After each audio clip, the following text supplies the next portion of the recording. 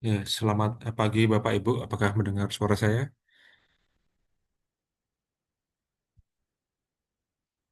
Ya, Kedengar Mas Antoni. oh ya, terima kasih Mbak. Selamat pagi Bapak Ibu. Eh, kita berjumpa lagi pada hari Jumat ini pada seri sosialisasi mengenai publishing mengenai Emerald, bagaimana penggunaannya dan juga bagaimana Emerald publish di jurnal Emerald. Eh, sudah ada juga dengan Bapak Irwan selaku Publishing Manager dan juga ada Mbak Ursa juga beserta juga dengan Mas Bima. Ya, Oh, selamat pagi Pak Antoni. selamat pagi Pak Irwan. Untuk selanjutnya sambutan dan juga yang akan memandu acara akan saya serahkan kepada Mas Bima. Baik, terima kasih Mas Antoni. Selamat pagi Bapak, Ibu, dan teman-teman mahasiswa yang mungkin juga hadir ya pada sesi sosialisasi pada hari ini. Eh, Terima kasih banyak Pak Irwan ya. Kami dari perpustakaan pasti akan melakukan sosialisasi secara rutin di setiap semester ya. Jadi kayak bagaimana peningkatan, bagaimana cara mengaksesnya, kemudian juga ada apa aja sih di Emerald, kemudian juga yang pada sosialisasi yang hari ini itu sampai ke bagaimana kita melakukan publikasi jurnal Scopus melalui Emerald gitu ya Pak Irwan ya. Nah, jadi kurang lebih acara pada hari ini akan kita batasi sampai jam 11 siang karena memang terbatas dengan waktu Jumatan gitu ya. Jadi kurang lebihnya eh, materi yang akan disampaikan Pak Irwan itu sesuai yang ada di poster ada 4 ya Pak Irwan ya. Yang pertama itu bagaimana cara kita mengakses Emerald itu ya, karena kan juga salah satu upaya kami dari perpustakaan dan upaya dari Emerald untuk bagaimana kita bisa meningkatkan peningkatan pemakaiannya gitu. Terus kemudian juga ini yang mungkin kita akan bawa hal yang baru gitu ya, bagaimana sih kita melakukan publikasi jurnal melalui Emerald. Nah, itu kan juga salah satu hal yang mungkin ditawarkan dari Emerald gitu ya. Kemudian kita juga ingin mengetahui sih bagaimana standar jurnal yang terindeks Scopus di Emerald itu seperti apa. Kemudian juga apakah ada tips dan trik terkait dengan pemilihan jurnal yang tepat sesuai bidang untuk teman-teman yang ada di UMN itu bisa melakukan publikasi artikel mereka di Emerald. Tuh. Sehingga nanti ke depannya UMN, teman-teman dosen dan mahasiswa di UMN itu juga bisa berkontribusi untuk melakukan penerbitan jurnal melalui Emerald. Itu aja sih Pak Irwan. Mungkin dari teman-teman juga nanti eh, selama pemaparan materi dari Pak Irwan akan kita berikan sesi tanya jawab di akhir setelah Pak Irwan setelah apa menyampaikan materinya. Mungkin kalau memang misalkan dari Pak Irwan juga ingin melakukan diskusi langsung, silakan ya Pak ya. Gitu. Jadi eh, tidak perlu lama-lama lagi, mungkin materi akan kita buka eh, pada pagi hari ini. Silakan Pak Irwan untuk bisa mengambil acara. Iya, terima kasih atas sambutannya dari tadi Bu Pak Antoni lalu ke Pak Bima. Selamat siang Bapak Ibu, rekan-rekan mahasiswa. Selamat pagi ya Mas ya. Mohon maaf, suara saya agak pilek ya, lagi apa batuk dan flu. Mohon maaf sekali nih, kurang enak badan sebenarnya. Eh, Atas terima kasih atas waktunya. Perkenalkan nama saya Irwan dari perwakilan dari Emerald di Indonesia. Mungkin saya share screen dulu ya.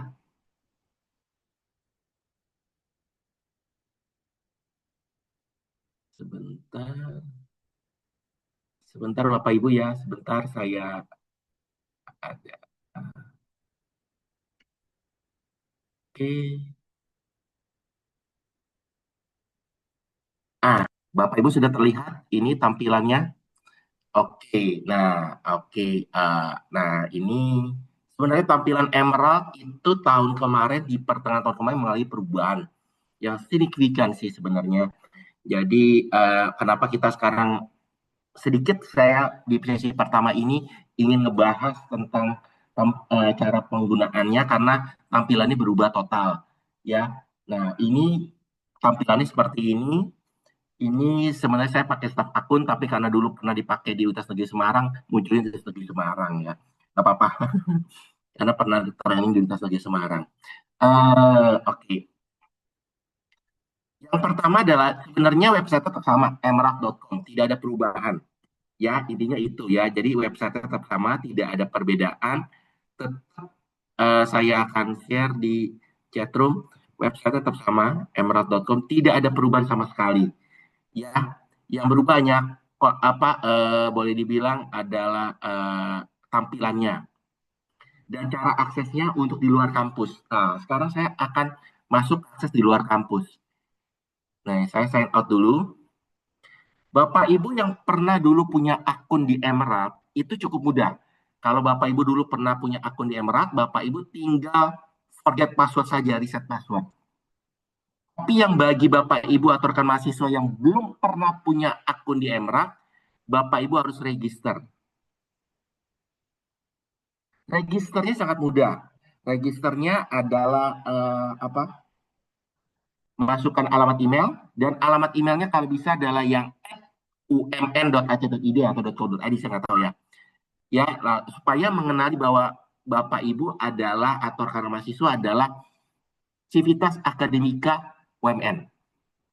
Ya, email, masukin email, password, confirm password, first name, last name, udah selesai.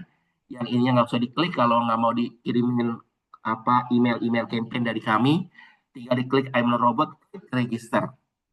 Nah, simple. Lalu dari situ Bapak Ibu akan dapat kiriman email. Kiriman email dari Emerald untuk verifikasi. Nah, kiriman email ini kadang-kadang masuk bukan ke inbox, kadang-kadang masuk ke spam ya. Bapak Ibu harus cek ya di spam Bapak Ibu ya, karena memang mungkin website kami nggak dikenalin sehingga masuknya bukan ke inbox, kadang-kadang ke spam. Jadi Bapak Ibu bisa masuk melihat bukan hanya inbox saja, spamnya. Diklik link verifikasinya, kalau udah diklik selesai. Sudah selesai, Bapak Ibu bisa login. Ya, loginnya masuk alamat email dan password yang tadi dibuat. Password itu ada kalau nggak salah 12 atau 14 karakter minimal ya. Ini contoh kayak gini, tinggal klik I'm not robot, sign in. Nah, setelah itu sebentar.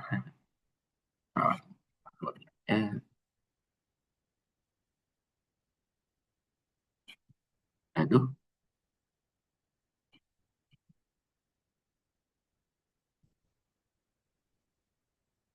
mohon maaf.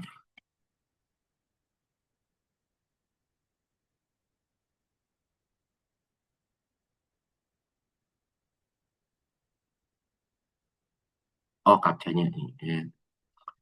Ini agak repot nih. Sebentar ya. Saya klik dulu ini. Set, masukin. Oke.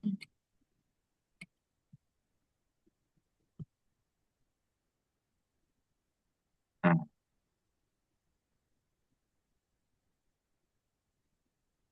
akan mulai seperti ini. Nah, tapi Bapak Ibu akan munculnya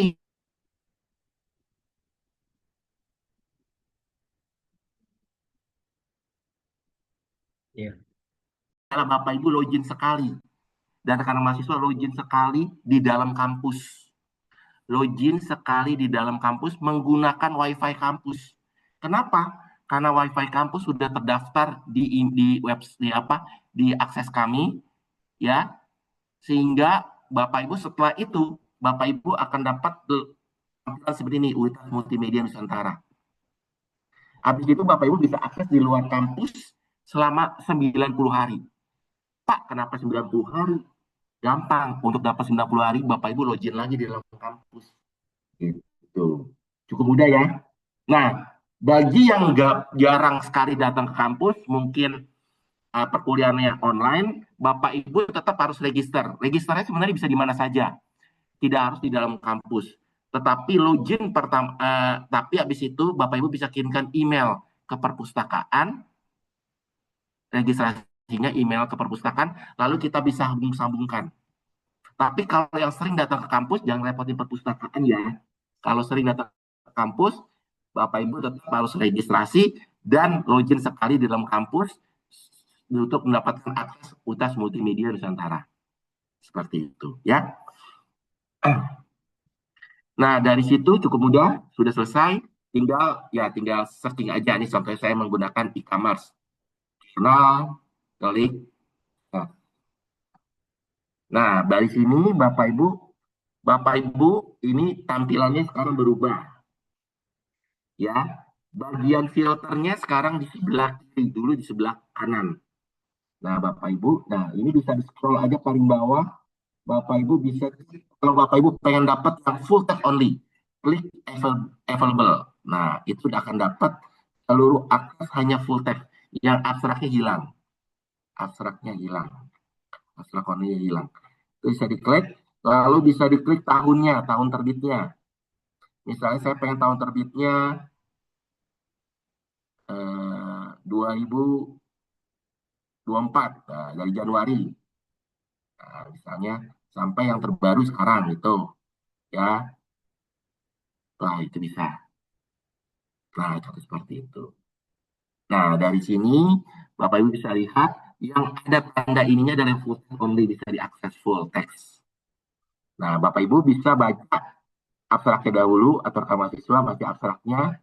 Kalau Emerald kan abstraknya cukup menarik ya, cukup enak karena ada purpose, desain metodologi, ada finding, ada originality. Jadi cukup menarik untuk yang mudah dibaca, ya. Lalu kemudian kalau mau download full text-nya, tinggal diklik ini full text-nya untuk yang PDF file. Ini kalau sudah berhasil ya di download ini tinggal di print atau di save as. Ya, kalau di save as tinggal klik ini langsung ke save. Nah, seperti ini save-nya. Kalau enggak ya di print. Nah, tapi ada lagi full text versi HTML seperti ini view artikel. Saya suka memakai ini. Kenapa? Karena ini sekarang ada fitur split screen seperti ini. Split screen seperti ini sangat membantu sekali ya. Ini contohnya, ini yang binus orang binus yang nulis nih. Ya, orang binus. Ya, dia berapa lama waktunya nih? Dari April ke Oktober, 6 bulan ya. 10 kurang 4. Ya, itu 6 bulan. 6 bulan dia itunya waktu ininya. Paling enak ini adalah ininya. Kalau Bapak Ibu pengen tahu kausalnya ada ini mana ya? Nah, ini langsung ke sini. Ascraft gimana ya? Ini langsung ke sini. Bisa diklik linknya di sini. Nah, enaknya di sini kalau baca metode referensinya. Nah, akan klik di sini. Nah, tuh. Sangat mudah. Nah, ini dia ngambil artikel dari Elsevier. Nah, dia ngambil artikel dari apa ini? Malaysia kayaknya. Nah, ini seperti ini. Nah, ini bisa langsung dari sini. Nah, ini artikelnya. Nah, ini DOI-nya maka ada error nih dia. Salah nomor DOI-nya. Set. Nah, ini. Seperti ini. Nggak bisa nyari lagi, Elsevier lagi. Nah, ini jadinya ada yang linknya nggak benar. Link yang tadi itunya. Seperti itu.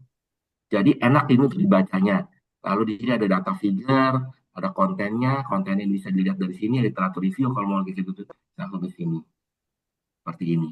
Suplemennya bisa dilihat, di sini bisa di-download, referensi yang tadi, relatednya di sini. Nah, ini bisa dilihat dia sudah berapa kali dissertasinya dari matriksnya di sini share-nya. Nah, ini via dimension ya. Dari sini citasinya berapa dari dimension. Oke. Artikelnya. Nah, dari sini Bapak Ibu bisa masuk lagi ke Pak, saya pengen tahu ini artikel ini jurnalnya apa ya? Nah, ini jurnalnya. Jurnal Science, Teknologi, Policy and Management. Bapak Ibu bisa klik jurnal home-nya di sini. Nah, bisa diklik isunya. Mau lihat isunya bisa diklik di sini. Isunya. Setahun dia, nah ini udah muncul isu, isu pertamanya untuk tahun 2000 isu pertama ya tahun 2006. Mari Bu.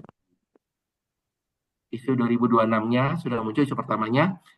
Saya akan bawa tahu dia setahun berapa kali isu, bisa diklik di sini. Nah, ini dia setahun 10 kali isu. 10 kali isu. Jadi 1,5 tahun sekali. 1,5 bulan sekali ya. Nah, 10 kali isu di setahun. 2026 baru keluar satu isu Ini yang satu lagi yang 11, yang isu 11 itu biasanya buat open access. Kalau Bapak Ibu, kita selalu selalu membuatkan setiap jurnalnya, kalau Bapak Ibu pengen open access, kita kasih satu isu spesial di sini. Nah, ini isunya. Kalau diklik about this jurnal, ini nanti saya jelaskan tentang jurnal tersebut. Nah, ini contohnya jurnalnya. Ya, M dan scoop-nya, segala macam.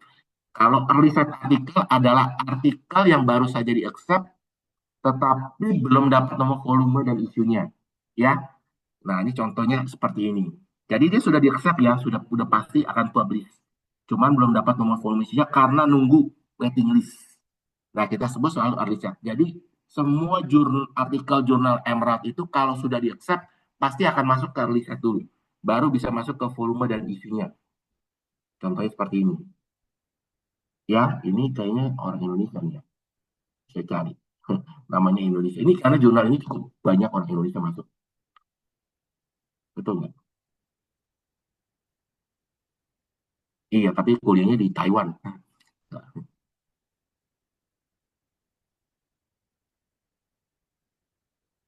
Saya lagi nyari. Nah, ini cukup banyak ya. Anda lihat yang sudah publish di sini. Tinggal waktu nunggu waiting listnya. Nah, ini orang Indonesia. Jelas ini. Nah, ini. Tapi kuliah di luar negeri juga. Ini Pak Yudi Fernando. Saya dulu pernah tahu dia orang dari. Dia udah pindah ke luar negeri kayaknya. Nah, ini bisa dilihat ya. Nah, waiting listnya banyak. Set, sampai 3 halaman malah. Jadi yang bulan Juni aja belum bisa terbit. Jadi nunggu tahun 2026 nih, Juni 2025 saja, dia nunggu sampai tahun 2000. Apalagi yang ketiga ini bisa sampai tahun berapa ini? Oktober 2024 aja waiting listnya masih banyak, masih ada. Jadi waiting listnya 2 tahun untuk waktu terbitnya, karena laku sekali di jurnal. Ya, waiting listnya panjang. Ya, oke. Jadi, tapi sudah bisa disitasi ya. Jadi artinya early site itu artinya sudah pasti dipublish, cuma bisa disitasi langsung, tidak dapat nomor volume dan isinya saja. Oke. Oke, yang sesi pertama yang mengenai akses, kalau ada pertanyaan silakan, kalau enggak saya akan lanjut ke bagian publikasi. Ya, karena simpel aja. Sebenarnya kalau cara pencariannya ada advanced dan segala macam, nanti Anda sendiri ya yang akan mencoba karena itu sebenarnya simpel ya. Bagian operator itu seperti Anda mencari yang sebelumnya sih. Cuman saya tadi tampilkan beberapa konten yang ini saja. Nah, sekarang kita masuk ke Pak bagian, Irwan, izin Pak Irwan. boleh silakan Pak Bu. Irwan, izin bertanya, mungkin banyak Bapak Ibu atau teman-teman mahasiswa yang belum tahu, ini subject coverage Emerald itu ada apa aja ya? Eh, Khususnya yang UMN Langgan dan yang open access mungkin apakah ada yang bisa kita dapatkan gitu di luar yang kita langgan gitu Pak Irwan? Boleh, Terima boleh. kasih. Oke. Nah, kalau itu saya akan masuk ke bagian sedikit mengenai presentasi saya. Oke. Nah, ini adalah presentasi saya. Sebentar, saya akan terlihat Bapak Ibu ya. Oke. Sedikit tentang perkenalan Emerald. Emerald didirikan tahun 67, tahun depan sudah umurnya sudah berapa ya? 60 tahun. 60 tahun benar. 60 tahun. Ya, dan kita memang fokus di bidang bisnis dan manajemen. Ya, fokusnya, tapi kita sekarang sudah beralih ke banyak bidang ilmunya. Nah, ini konten kami. Ini konten kami sekarang besar sekali. Ya, ada jurnal, ada buku, ada tesis, ada jurnalnya pun ada yang sekarang yang khusus teknik sipil, ada yang khusus tentang IT, kayak now publishing, ada lagi khusus untuk bidang kependidikan, IAP. Jadi kita banyak sekarang kalau jurnal kami itu banyak sekali. Nah, sebenarnya total di jurnal kami itu ada 313 judul. Nah, kalau full collection seperti ini. Nah, yang dilanggar oleh pihak dari UMN itu ada 3 subjek, yaitu operation, marketing, dan SR. 3 subjek. Operation, marketing, dan SR. Ya. itu ya tetapi memang tidak terlihat ya kalau bagian operation itu jurnalnya apa saja. Saya bisa kirimkan nanti dalam versi Excel file. Ya, nanti saya kirimkan. Cuman kalau di dalam searchingnya itu tidak terlihat. Ya, tidak terlihat ini operation, ini marketing, ini SR, tidak. Tetapi memang itu karena tidak ada, kita tidak membaginya judulnya itu per subjek, tidak. Jadi langsung bundle full gitu.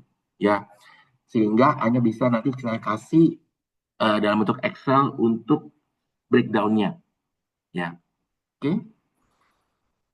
Nah, ini kita 313 judul. 60% diantaranya berada di Q1. Ya, sebenarnya 97% terindeks Scopus. Ya, punya saya skor itu terindeks Scopus. Tapi 60% diantaranya berada di Q1. 85% diantaranya itu berada di Q2. Jadi gabungan Q1 Q2 itu 85%. Minimal berada di Q2 itu 85%. Jadi hanya 15% konten kami yang berada di Q3, Q4 atau tidak terindeks Scopus. Tadi terindeks Scopus 3%. Dan 12%-nya berada di Q3, Q4. Nah, itu contohnya. Tapi 65%, 85%-nya minimal di Q2. Jadi kalau Anda submit ke jurnal kami, minimal Anda akan bisa masuk ke Scopus minimal Q2. Gitu. Ya, itu udah kelihatan gitu dari kualitas. Nah, M dan overview to share publication guide. Tujuan dari acara ini adalah to share publication guide for publishing perspective dan experience sharing. Dari ada publishing overview, select the journal information, preparing your manuscript, where to submit, desk rejection, peer review process, dan Q&A discussion. Oke, nah sekarang saya ingin bertanya, bagi Bapak Ibu ini apa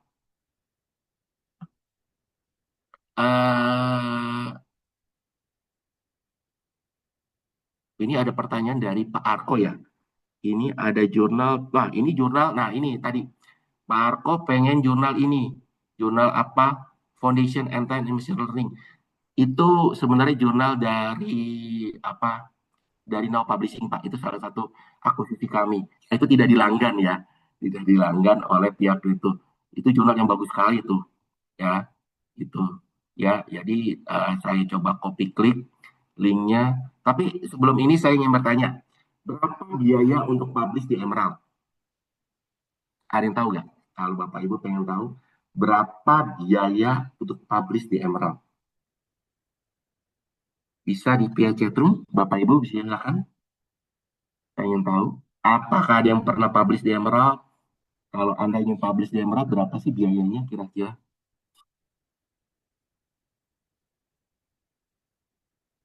Nah, Ibu Nuria Asibuan kata kalau tidak salah ada yang free. Ada lagi?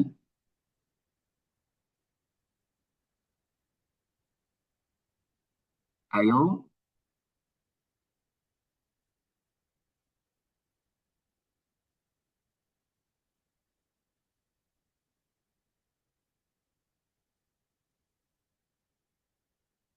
Oke,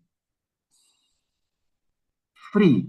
Untuk apa publish di Emerald itu sebenarnya free, gratis Bapak Ibu, gratis. Kecuali Bapak Ibu pengen bikin jadi open access. Nah, kalau Bapak Ibu pengen bikin jadi open access, itu harus bayar. Bayarnya mahal, 2.870 pound sterling atau 3.800. Udah naik Pak, udah 1.870 Pak Yusuf ya. Udah naik. Bukan 2.695 lagi. 2.870 Pak. Udah naik. Ya, mahal Pak. Iya. Seharga berapa motor itu ya? 70 juta, 3 motor kayak dapat ya. Mahal sekali. Makanya jarang sekali yang mau dibikin open access karena mahal Pak. Mahal. Ya, iya kayak bensin naik terus Pak. Betul Pak.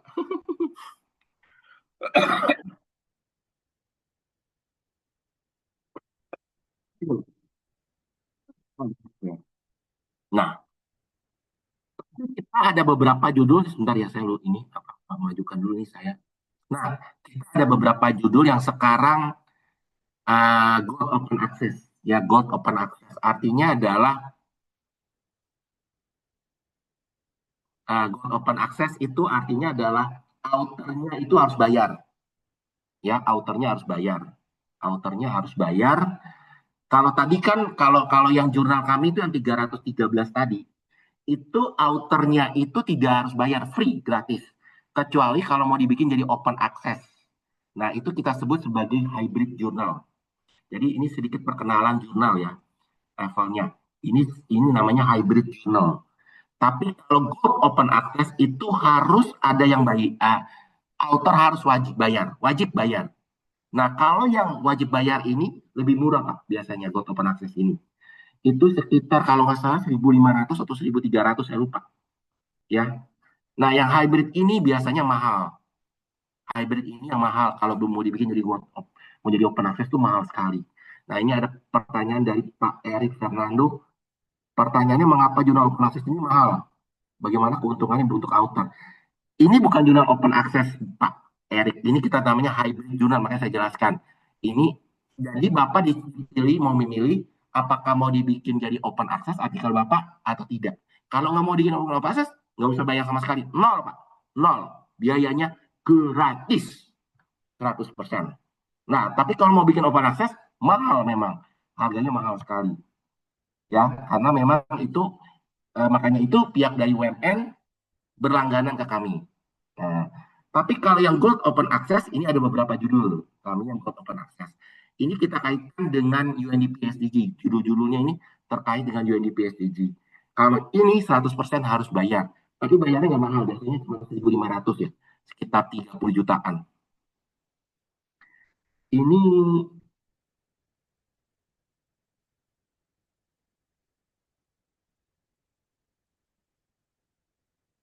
Oke, ini ada lagi pertanyaan ini. Saya banyak pertanyaan. Pak, dari Bu Mikaria Gultom. Saya sudah daftar tapi tidak dapat link verifikasinya. Ibu kasih ke saya itunya. Bisa nanti saya catat Bu ya. Ini saya catat apa. Kadang-kadang memang tadi saya bilang. Boleh dicek di itunya Bu. Apa? Boleh dicek di apa. Nih, apa. Saya lupa. Itu apa Di sistem spamnya. itu ya Pak Admin ya Pak ya? Sebenarnya nggak perlu.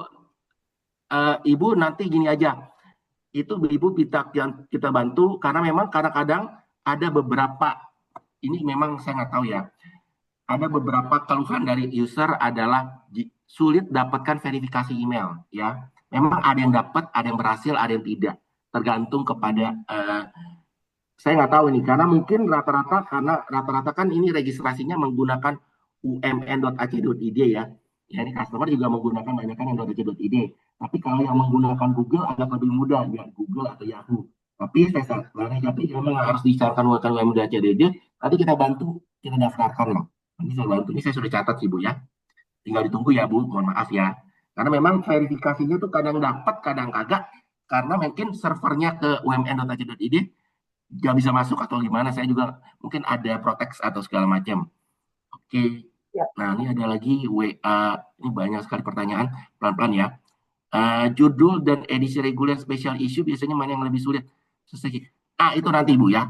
Bu Freta Oktarina itu nanti. Nah, kalau Pak RK ini nanti ya, ini karena memang belum berlangganan nggak bisa ya, itu udah dijawab Bu Orisa. Oke ya, oke. Terima kasih. Nah, oke. Nah, ini, jadi itu tipe jurnal. Ada lagi yang diamond. Ini saya jelaskan dulu tipe jurnal supaya clear ya. Diamond itu penulis dan pembaca gratis. Siapa yang bayar? Yang bayar institusinya. Nah, ini contohnya kayak yang diamond ini. Kalau Bapak Ibu mau tahu, itu Sinta. Karena Sinta 3, Sinta 4 itu masih gratis ya. Penulis dan pembaca. Kalau pembaca udah pasti gratis, kan open access. Penulisnya juga ada beberapa masih gratis lah, Sinta 3, Sinta 4. Kalau setahu saya Sinta 1, Sinta 2 saja sekarang sudah bayar ya. Ya, penulisnya bayar. Jadi gold open access. Nah, itu contohnya kalau Sinta 1, Sinta 2 itu udah gold open access, penulisnya harus bayar. Nah, kalau artikel level tadi yang dibikin jadi gold yang harus bayar. Kalau green artinya adalah artikel itu kayak Bapak masuk ke Emerald, tapi nggak dibikin jadi open access, tapi bisa disimpan di repository pribadi Bapak, itu boleh. atau repository kampus itu boleh. Itu namanya green open access. Kalau brown open access itu artikel yang dibikin open access oleh publishernya sendiri. Oke, supaya clear ya. Nah, sekarang pertanyaan berikutnya tadi. Kan udah free. Nah, ini kan kenapa tadi Bapak tadi saya pertanyaannya adalah kalau mahal gitu gimana keuntungannya bagi author gitu kan, Pak Erik Fernando. Kalau memang kenapa itu tergantung sih Pak ya. Kalau ada beberapa sekarang perguruan tinggi itu apa ya ingin meningkatkan citasinya. Kalau Bapak ingin meningkatkan citasinya, Bapak ya harus bayar. Jadi open access. Karena kalau dengan open access, semua orang di dunia bisa mendownload artikel Bapak. Sehingga bisa mensitasi artikel Bapak lebih banyak peluangnya. Ya, itu untuk meningkatkan. Makanya sekarang ada beberapa perguruan tinggi yang memberikan hibah lumayan besar kepada para penulis yang berhasil masuk ke misalnya Q1. Supaya nanti nilai webometriknya makin meningkat untuk World Class University. Jadi dia mau dibikin jadi open access, karena kan tadi kan 70 juta. Mungkin dia kasih riba ya 50 juta atau 60 juta, tinggal Bapak tambahin sendiri lah. Ya, kadang-kadang ada beberapa gitu, saya lihat ada beberapa uang itu sampai 50-60 juta untuk kasih riba. Kalau berhasil masuk ke Q1 misalnya. Nah, itu nanti Bapak nambahin sendiri 10 juta lah. Ya, untuk bisa naikin citasi artikel. Nah, citasinya juga kalau citasinya tinggi, itu juga untuk buat Bapak juga. Berarti H indeks Bapak lebih tinggi. Ya kan? Itu keuntungannya sih Pak. Ya, keuntungannya.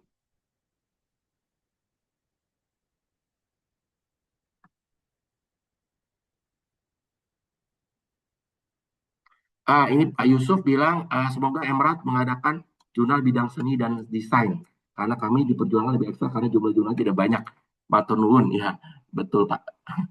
Seni dan desain kita memang kita ada seni dan desain komunikasi visual itu, tapi ada di Now Publishing, lebih banyak di sana. Karena di komputer science teknologi. Nah ini certificate to publish. Nah ini datanya, ini data yang baru saja saya ambil tadi. Ini adalah jumlah submission jurnal orang Indonesia submit di Emerald. Tahun kemarin itu 7.826 artikel yang disubmit dari penulis di Indonesia. 7.826. Fantastis, luar biasa, banyak banget. Gila, saya bilang. Bapak Ibu lihatlah peningkatannya. Dari tahun 2021 hanya 3 ribuan, karena 7.800 yang submit. Ya. Nah, ini jurnal-jurnalnya yang top 20 jurnal yang disubmit paling banyak. Memang didominasi adalah jurnal yang terkait dengan syariah, Islamic marketing. Ya, itu paling banyak. Ya, kita jurnal yang terkait. Tapi juga ada beberapa yang di luar dari itu juga banyak. Oke. Ini Bapak bisa lihat, Bapak Ibu. Nah, ini berapa lama periodenya? Ya, kalau ini berdasarkan subjek, nggak bisa berdasarkan dari negara. Saya nggak belum ketemu yang berdasarkan negara. Ini berdasarkan subjek saja. Ada yang cepat, ada yang sampai 400 hari, ada yang sampai 6 bulan. Nah, ini rata-rata tuh sekitar mungkin sampai 12 minggu lah. Itu paling cepatnya, lah. Hampir 80% sampai 12 minggu. Kalau ini acceptance to publication ya, sampai dari accept sampai publish, dari Bapak Ibu udah di accept sampai publish itu sekitar 0 sampai 6 minggu. Tapi kalau ini dari submit sampai early site berapa lama? Itu di sini. Ya kalau ini dari accept sampai ke early site. Makanya early site dan itu biasanya cepat gitu. Nah, ini kalau tadi jumlah yang submit 7.826. Yang berhasil di accept berapa?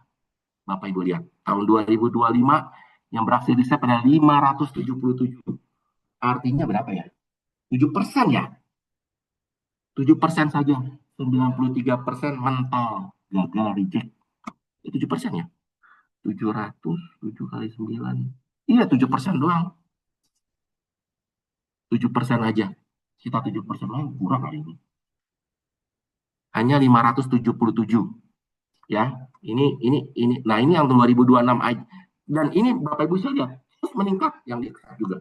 Dari cuma 200, 300, 400, 577, ini baru 2 bulan aja udah 131, baru 2 bulan.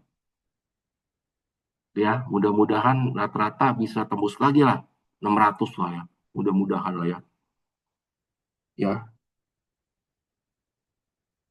Nah, yang paling banyak subjeknya adalah bidang accounting, business, education, dan marketing.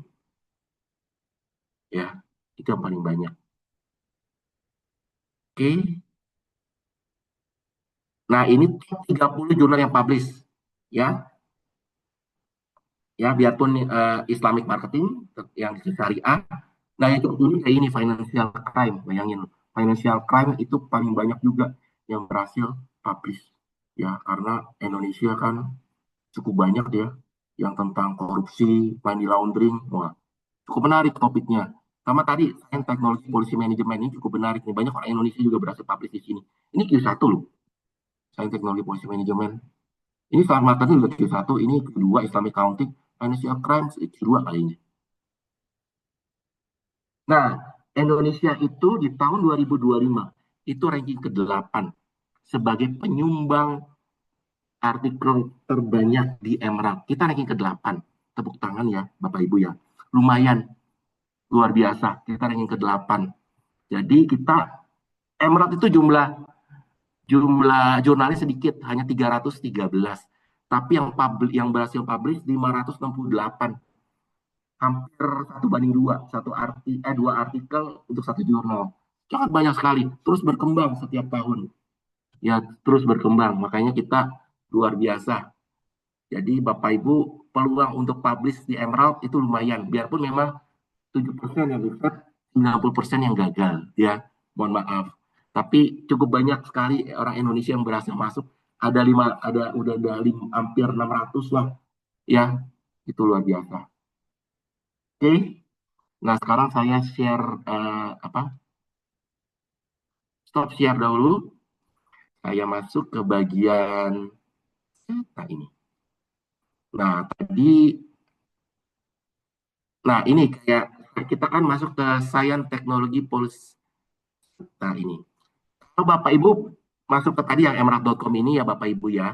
Bapak Ibu klik outer. Di bagian bawahnya ada klik outer. Nah, ini klik outer service kami.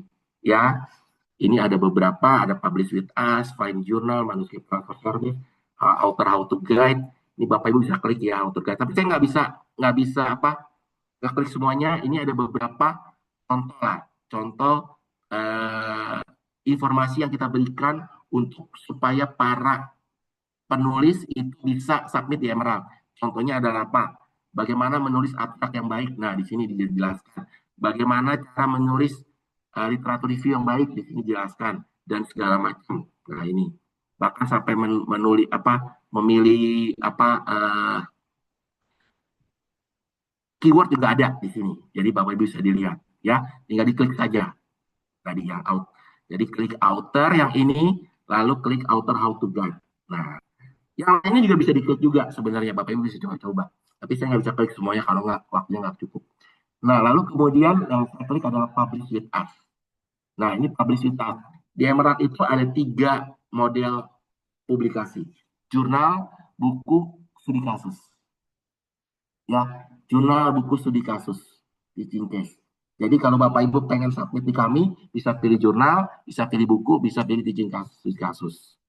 Ya, buku juga bisa, ini bisa diklik buku, bisa klik submit your proposal di sini. Ini ada keterangannya segala macam. How to write blog proposal, how to converting your text into book. Nah, ini banyak sekali tuh. Nah, ada itunya. Ya, ada ininya kalau buku, ya. Sama, studi kasus juga sama. Ini juga studi kasus. Nah, ini juga banyak ininya cara penulisan writing, teaching case, writing teaching note-nya gimana. Nah, sekarang yang jurnal, kita fokus ke jurnal. Banyak yang lama. Kita klik find the journal. Nah, ini find the journal, ini Bapak Ibu juga filter. Bisa filter berdasarkan subjeknya.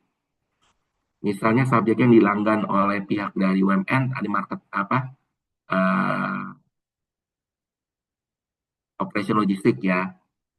Contohnya ini. Nah, ini adalah jurnal-jurnalnya. Nah, di sini sudah ada keterangan acceptance rate-nya. Berapa eh, peluang Anda diterima. Ini ada.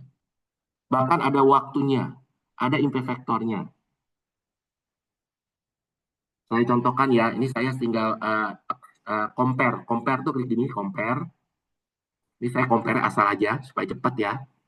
Nah, ini. Nah, ini tinggal diklik compare-nya. Nah, ini contohnya.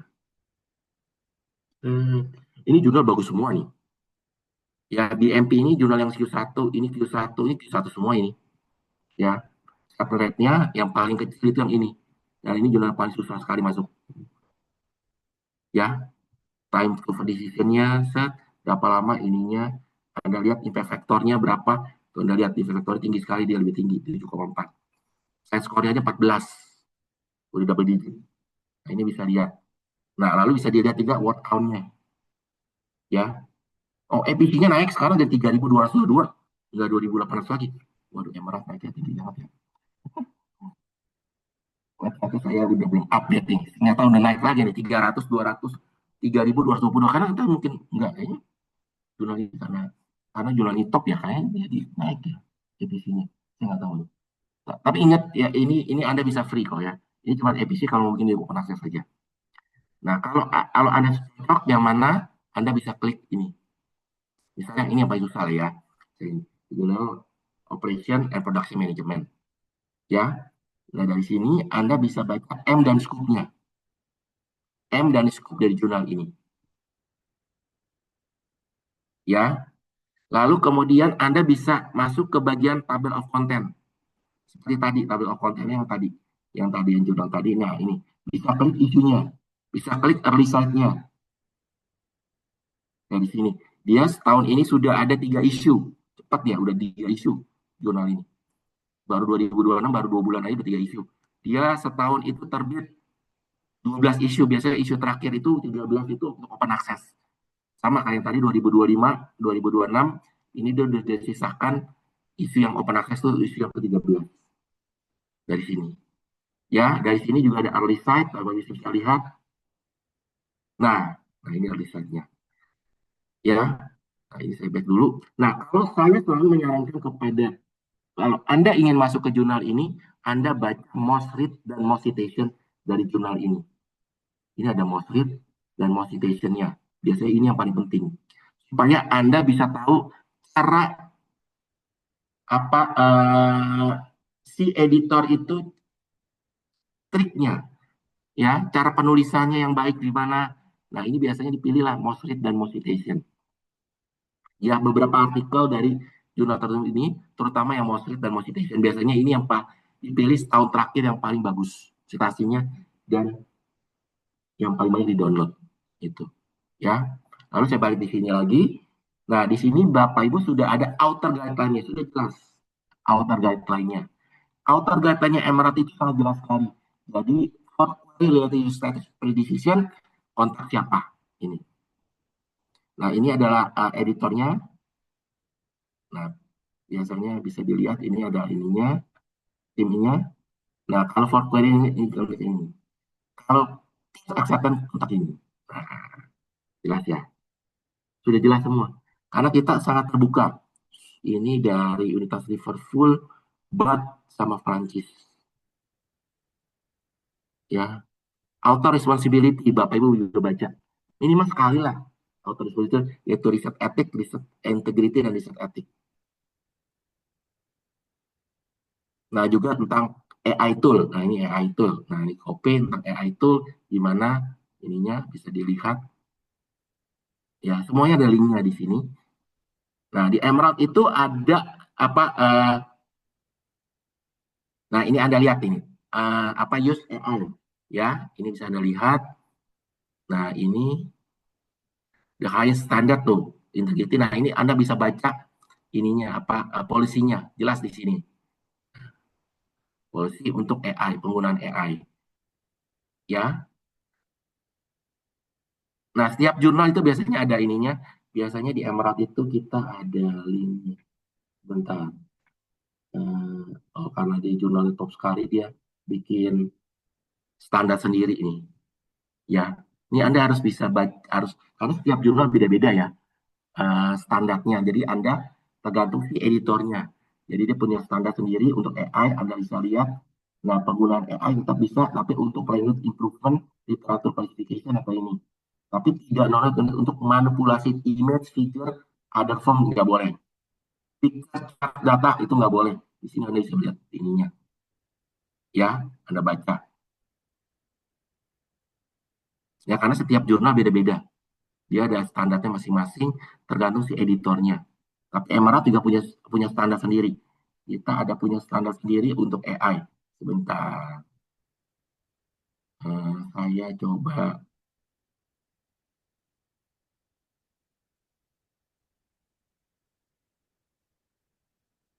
Saya masuk ke jurnal ini. Satu jurnal ini saya coba. Ya, biasanya di sini ada author guideline lagi. Nah, ini AI policing-nya Emerald.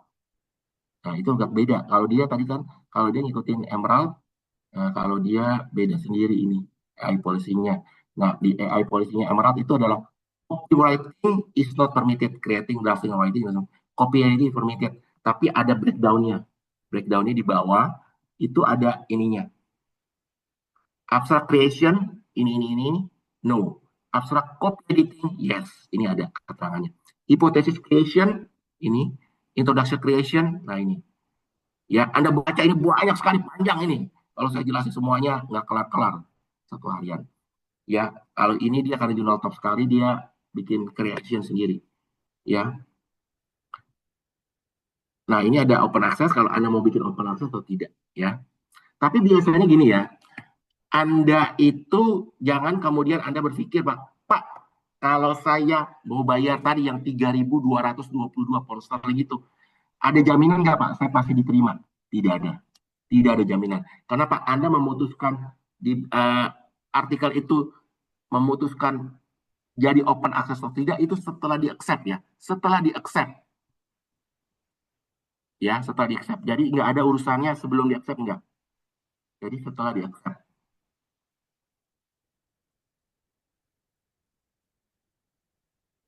Ya, setelah di-accept. Jadi itu baru apa untuk bagian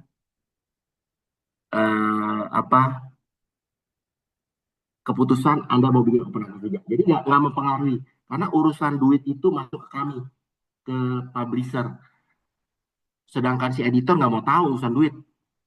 Yang memutuskan tuh Anda artikel Anda di atau tidak itu reviewer dan editor. Ya, editor dan reviewer itu tidak ada urusannya masalah duit. Dia nggak peduli Anda mau bayar berapa juga. Yang untung adalah publisher. Saya yang untung. Jadi editornya nggak ada untungnya. Karena yang bilang accept dia nggak ada untungnya. Karena kalau mau Anda mau tahu, reviewer kami pun tidak dikasih gaji sama sekali ya. Editornya pun ada beberapa juga cuman surat doang. Bahwa kami menjadi editor kami gitu doang. Jadi tidak apa? Tidak dibayar juga. Jadi nggak ada hubungannya. Karena memang reputasi aja dia menjadi editor Emerald itu jadi reputasi. Nah, ini ada prepare your submission, mana itu support service. Support service ini adalah kalau Anda butuh yang ketiga untuk proofreading. Proofreading. Nah, ini contohnya adalah kita kerja dengan Edited untuk proofreading. Edited itu ada versi Indonesianya. Nah, edited.id. Nah, ada versi Indonesianya. Harganya berapa? Anda lihat. Tuh, 3.186 per kata. Waduh. Translation 1.849 per kata. Waduh. Kalau 10.000 kata, Anda hitung sendiri. Cuman begini aja juga ada 20 juta, Pak. Ya. Jadi jangan dibilang mahal tadi. Apa EPC. Nah, Anda translation aja. Ini yang bagus tuh. Ini editornya salah satu top lah. Proofreading top di dunia. Ya, ini harganya juga mahal. Nggak murah. Ya, lumayan itu. Kalau 10.000 kata, hampir 18 juta. Kalau translation atau publication support nih, kalau publication support kayak gini. Anda mau silver pack tuh $718.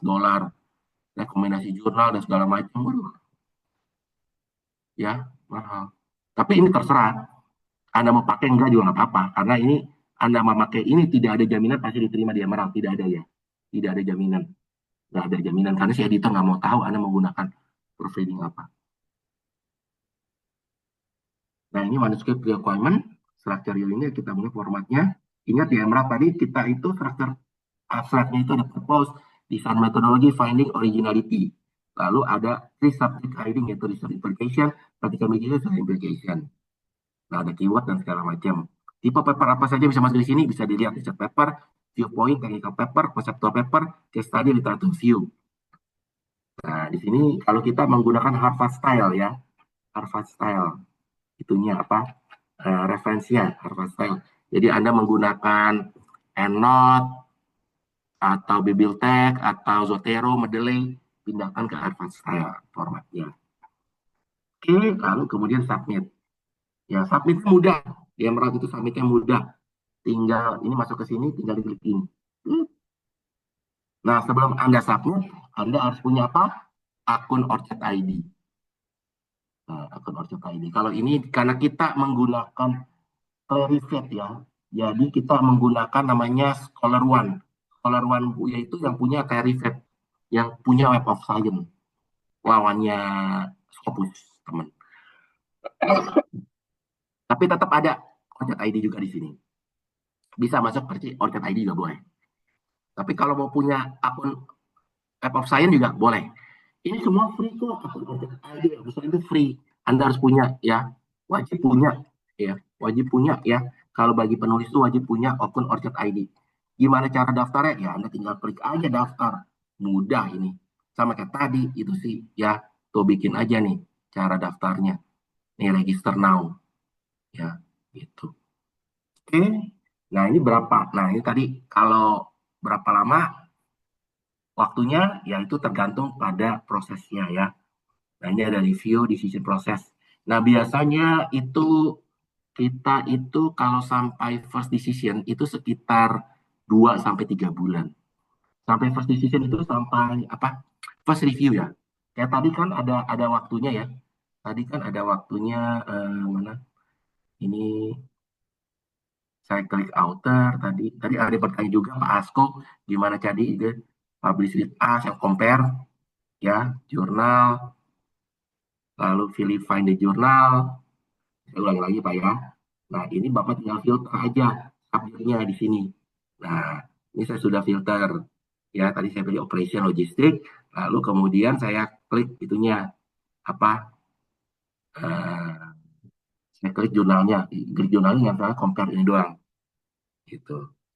Nah, ini kalau saya compare, nah ini ada yang waktunya yang time to first decision. Nah, ini udah 100 hari, itu rata-rata 2 sampai 3 bulan lah. 2 sampai 3 bulan. Sampai first decision. First decision itu sampai apakah artikel Anda di accept, reject atau revisi. Ya. Tapi kalau Anda disuruh revisi, kan butuh waktu lagi. Anda ngerjain revisinya dulu, lalu diperiksa lagi, lalu kemudian di apa dicek lagi kalau enggak itu ada revisi kedua, ketiga, keempat. Nah, itu bisa lama.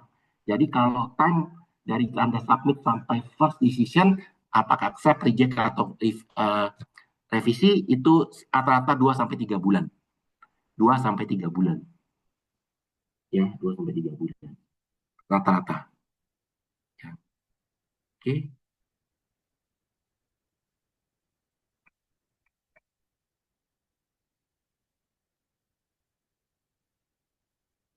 Oke. Nah, kalau sudah berhasil di accept, ya Anda pilih mau dibikin open access atau tidak. Nah, itu bahkan yang saya bilang mengatakan hati-hati ya, hati-hati kepada jurnal yang kalau Anda belum baru saja kirim aja sudah diminta bayaran. Itu berarti jurnal itu terindikasi predatory.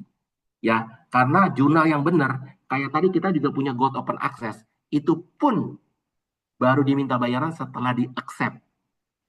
Walaupun kita punya jurnal Gold Open Access yang wajib authornya harus bayar, itu pun baru dibayar setelah di-accept. Kalau nggak di-accept, tidak boleh bayar. Belum di-accept. Karena kalau belum di-accept aja udah dibayar, itu namanya predatory. Itu hati-hati ya, nggak boleh. Nah, ini indeks metriknya, tadi accept rate-nya dan segala macam. Ya. Set. Skornya tinggi soalnya double digit. Nah, review. Di sini ada call paper. Nah, tadi ada pertanyaan ya. Tadi saya lupa pertanyaannya adalah mana tadi? Nah, ini Bu Feta Karina. Jurnal edisi reguler spesial itu biasanya mana yang lebih sulit dalam proses seleksi? Nah, ini eh,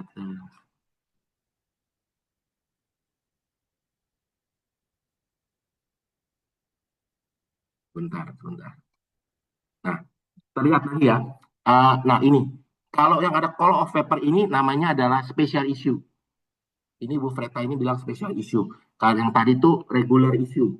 Nah, kalau special issue seperti ini. Ini namanya special issue. Ini. Supply chain, precision, production system resolution. Ini dia tanggalnya close-nya 17 April. Tinggal lihat lagi. Nah, ini special issue. Nah, ini biasanya special issue itu kadang-kadang cuma setahun sekali, Bu. Setahun sekali ya. Kadang-kadang cuma setahun sekali lah. Setahun sekali setiap volume. Ya, karena kan ada 12 volume tadi ya. Tambah open access 13 volume. Yang satu buat open access. Tapi kalau special issue rata-rata satu atau dua. Ya, satu atau dua. Nggak banyak. Jadi, nah biasanya adalah kalau special issue itu Bapak Ibu sudah ditahu topiknya apa. Dikasih topiknya ini loh. Ya, bacaannya pun kadang-kadang dikasih. Ini topiknya juga banyak di sini. Ya, bacaannya pun ada apa? Ini bacaannya. Nah, ini. Nah, ini special issue. Nah, special issue ini apakah lebih mudah atau lebih susah? Saya jawab sama saja sih Bu ya, sama saja. Cuman intinya gini, kalau Anda gagal di special issue, Anda bisa submit lagi di yang normal issue dengan jurnal yang sama, boleh. Itu masih diperbolehkan. Ya, kalau Anda gagal di special issue, Anda bisa masuk lagi ke jurnal yang sama di normal issue. Itu boleh, masih diperbolehkan. Ya, itu. Tapi susahnya mana? Hampir mirip lah. Cuman keuntungannya adalah kalau special issue itu waktunya jelas. Dia akan masuknya tanggal berapa, bahkan masuk isunya tahun berapa juga jelas. Isu volume berapa itu jelas. Jauh-jauh lebih bisa diprediksi waktunya karena dia lebih fasting lah ya, lebih fast. Tapi susah atau gampangnya biasanya uh, mirip-mirip ya Bu ya. Nah, nah ini kalau mau tahu ini katakan jurnalnya special issue. Kalau mau tahu special issue secara keseluruhan, klik time call of paper tadi. Nah ini caranya di mana tadi ketemunya? Ulangi lagi ya. Klik outer, klik publish with us, klik jurnal. Nah kalau tadi kan Pak find the jurnal, ini filenya call of paper. Nah akan main call of paper, klik subjeknya. Misalnya sekarang subjeknya marketing. Nah marketing, tinggal diklik. Nah akan keluar semua special issue yang terkait dengan marketing. Nah, Anda lihat, ada yang cocok kan dengan bidang Anda. Nah, ya, Anda lihat tuh topiknya. Nah, ini jurnal service marketing. Ya, ini saya lihat. Nah, dia biasanya ini. Nah, Anda bisa lihat seperti itu. Jadi biasanya saya sebentar ya.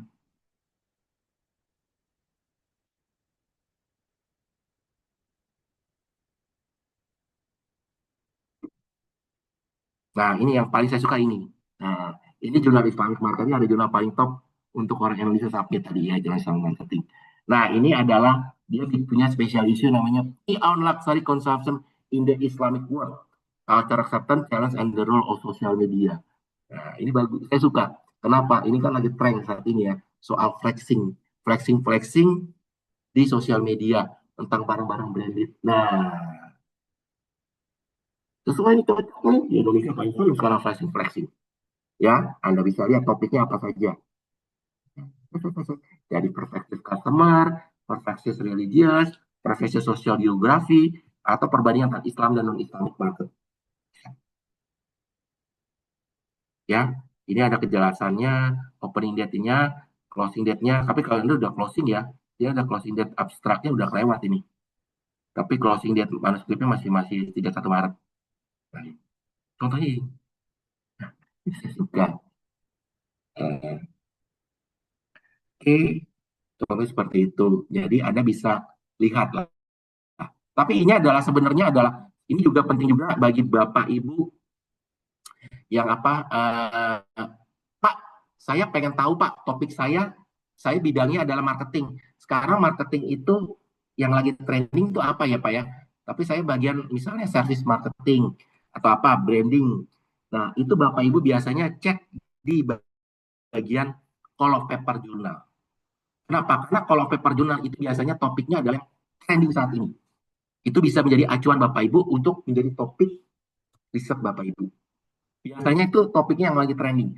Kalau paper gini itu biasanya special issue adalah topiknya lagi trending. Nggak pernah special issue itu topiknya udah lewat. Makanya nggak ada lagi tuh cerita tentang COVID di sini nggak ada. Udah ceritain tentang digital, AI semuanya. Ya, udah nggak ada lagi cerita COVID, udah nggak ada, udah nggak laku gitu.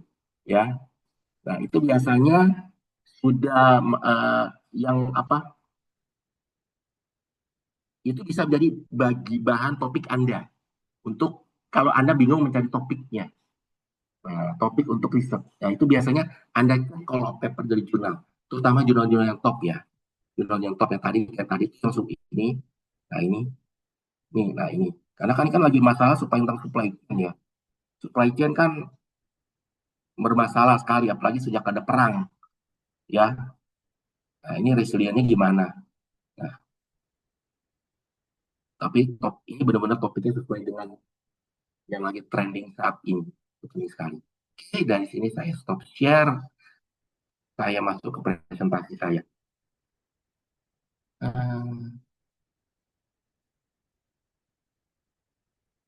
Oke, ini saya lengkapin dan saya percepat.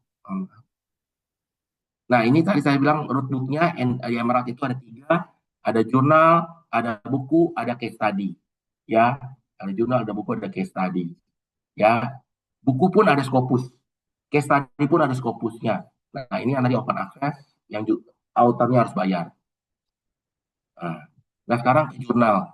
Nah, ini how to select the right journal. Tadi itu sebentar saya akan kasih chatroom di via chatroom. Nah, ini di via chatroom saya kasih sebentar ya. Mohon maaf Bapak Ibu.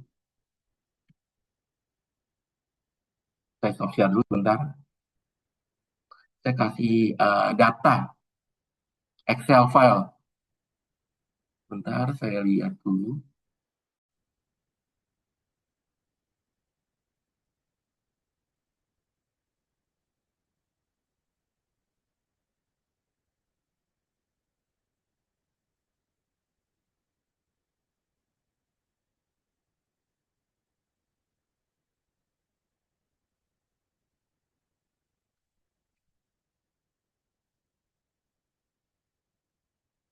Oke, iya. Bentar. Ini saya kasih datanya.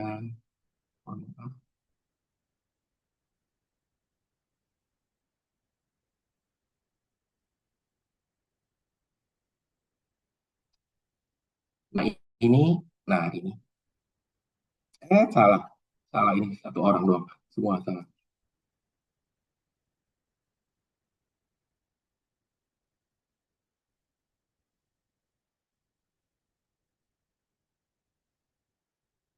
Nah, ini file Excel-nya. Ya, Bapak Ibu bisa lihat. Nah, ini. Di file Excel ini, sebentar saya akan share lagi. Nah, ini.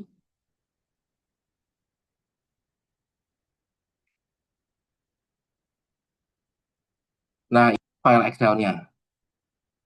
Yes, di sini sudah di breakdown per subjek, sudah di breakdown skopusnya, sudah di breakdown apa ASCI-nya, sudah di breakdown nomor isunya berapa dalam setahun.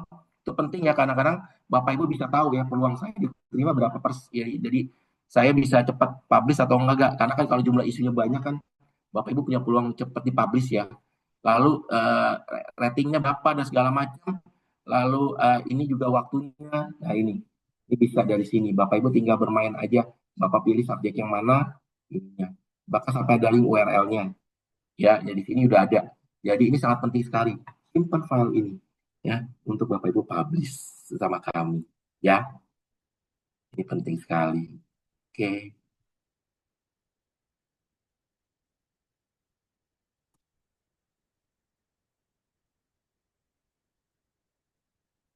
Mana lagi presentasi?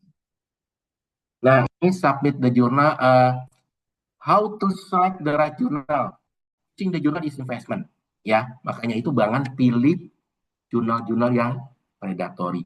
Maka Bapak Ibu harus lihat apa? Pertama, M dan scoop-nya. Tadi saya jelaskan, Bapak Ibu harus baca M dan scoop-nya. Apakah cocok dengan artikel saya? Lalu baca juga recent artikel, yaitu terutama most read dan most citation. Lalu yang ketiga, ada juga apa society atau internasional. Dilihat publishernya lah. Publishernya yang pertama atau tidak. Lalu like acceptance, berapa persen acceptance rate-nya. Sirkulasinya, berapa lama dia setahun itu berapa kali issue. Tadi saya udah di file Excel itu lengkap semua. Semua yang ada di sini udah ada. Berapa lama time for submission to publication. Itu juga udah ada. Jadi Bapak Ibu sudah enak banget sekarang. Ya, zaman beberapa tahun lalu susah mencari data ini. Sekarang data-data ini sudah gampang sekali. Ya, sudah ada semuanya, tinggal Bapak Ibu cari. Itu sudah ada sekarang, gampang. Ya, lalu tipe paper apa saja Bapak Ibu masuk? Research paper, case study, segala macam. Ya, kalau saya lihat ada beberapa masih orang Indonesia masuk ke SLR ya, Systematic Literature Review masih ada yang nulis SLR. Biarpun sekarang udah nggak trending lagi tuh SLR. Ya, udah nggak banyak jurnal yang mau menerima SLR. Masih banyak yang masih ngirimin SLR. Ya, dicek apakah dia menerima SLR atau tidak jurnal tersebut ya. Lalu kualitasnya, Bapak bisa lihat Scopusnya, Web of Science-nya apa. Saya nggak tahu di sini ada apa? Ada apa untuk apa hibah mungkin dari UMN untuk yang Scopus berapa gitu ya, Q1 berapa ya, Q2 berapa. Ini Bapak Ibu bisa lihat. Ingat ini yang predatory jurnal, hati-hati ya, think check submit. Nah, ini contohnya biasanya adalah, nah inilah Anda tahu lah ya, publishernya MDPI, Hindawi Frontier ya. Ya, yang paling ini tiga yang paling dikenali sebagai yang apa? Sebagai predatory jurnal ya. Biarpun dia masih hidup ya sampai saat ini. MDPI yang Frontier masih hidup. Writing, nah ini Bapak Ibu ada video. Hi, I'm Greg Marshall. Terdengar nggak suaranya? Hi, I'm Greg Marshall, and I serve as editor for the European Journal of Marketing. Terdengar ya suaranya ya? EJN is proud to be part of the Emerald stable of marketing and business journals. One other thing just to talk about a little bit, and that is how do you make sure as an academician that you're doing a great job of making an impression and getting into a good journal? Well, let me give you just a few key tips. First of all, pick the right journal. Look at your topic. Make sure that your topic is a topic that's a good fit for that journal. And then do all of your homework to find out what the expectations of that journal are. It's always posted online on the journal's website.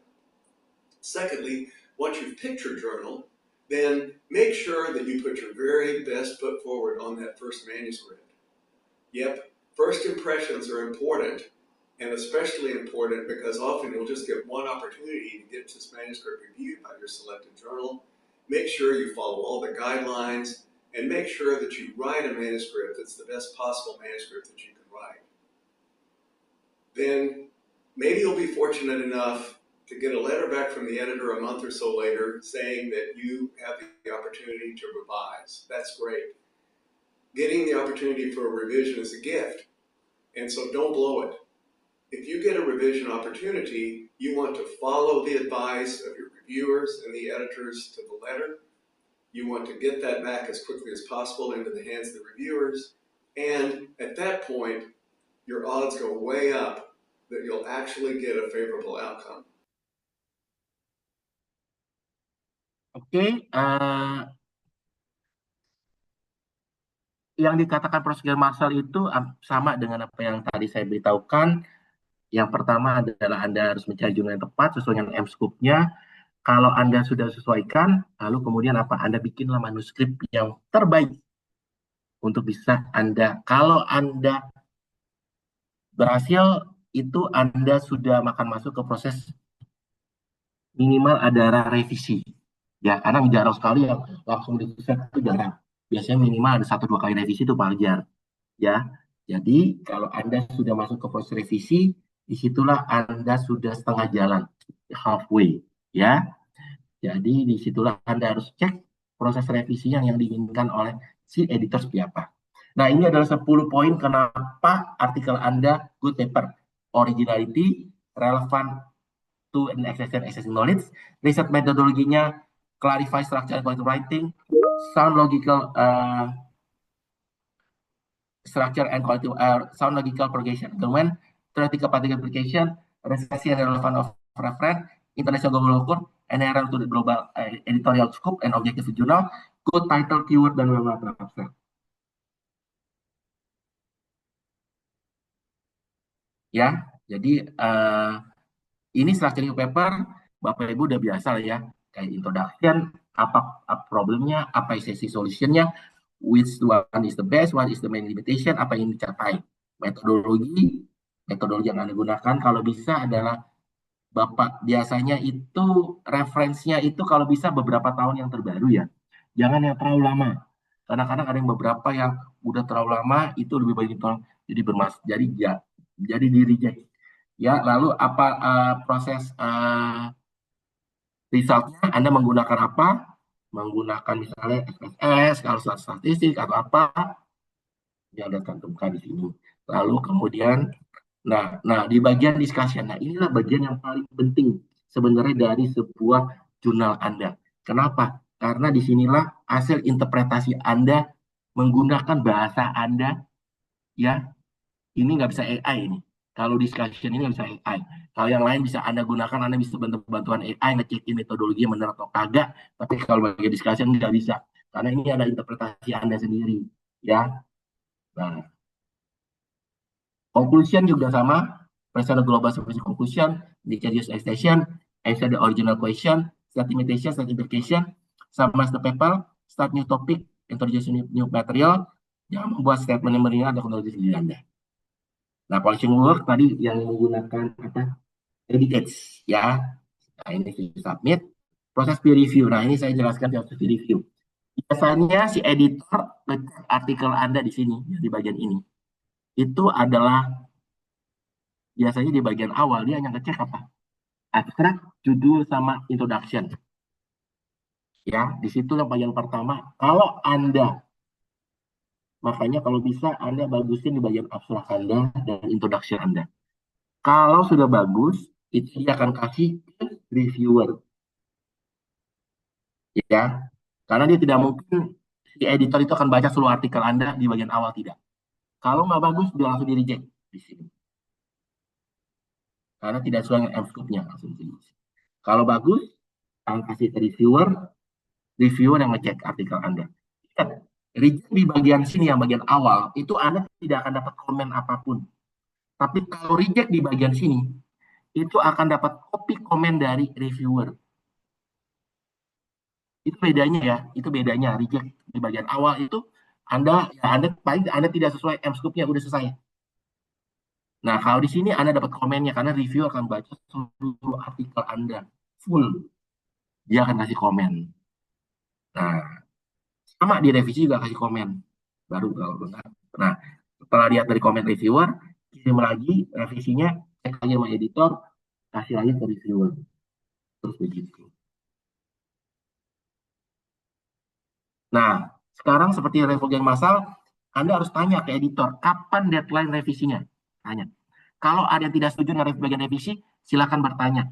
Karena reviewer itu, editor dan reviewer itu manusia juga. Ya, ingat ya, kita pun reviewer sama editor tidak menggunakan AI sama sekali untuk mereksa artikel Anda. Tidak boleh. Karena itu standar kami berdasarkan kita ikut bagian KOPE. KOPE itu adalah Komite Publication Ethics. Itu kita nggak boleh menggunakan AI untuk mereksa artikel Anda. Harus tetap manual. Ya. Kalau Anda tidak jelas, Anda silahkan bertanya, konsultasi kolega dan author Anda, karena biasanya kan penulis di Indonesia artikelnya itu lebih dari satu ya. Penuhi revisinya, data revisinya, lalu kasih cover letter. Cover letter ini saya bikin tabel, ini bagian di revisi, hasil revisinya seperti ini, kalau nggak bisa direvisi, kenapa? Anda kasih tahu. Supaya si reviewer tidak baca berkali-kali, ulang dari awal lagi. Nah, supaya Anda bikin cover letter seperti itu, supaya enak. Ya, nah ini kalau paper Anda not objective, not introduction, problem general scope, problem kualitas, problem dari cinema, education contribution to field. Remember, don't give up, ask and listen, try to improve dan resubmit when you're ready. Nah ini tugasnya publisher. Nah ini ada cover letter. Nah ini cover letternya pada saat Anda awal submit kan Anda ada dikasih kotak kosong. Biasanya ada di bagian application submitnya itu ada kotak kosong, Anda suruh isi. Nah ini Anda baca yang good cover letter. Anda baca 1 menit.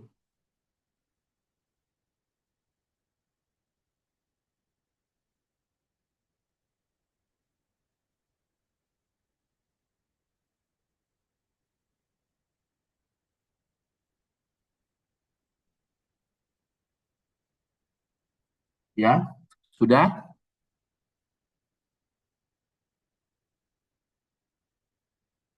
Nah, ini yang bad cover letter.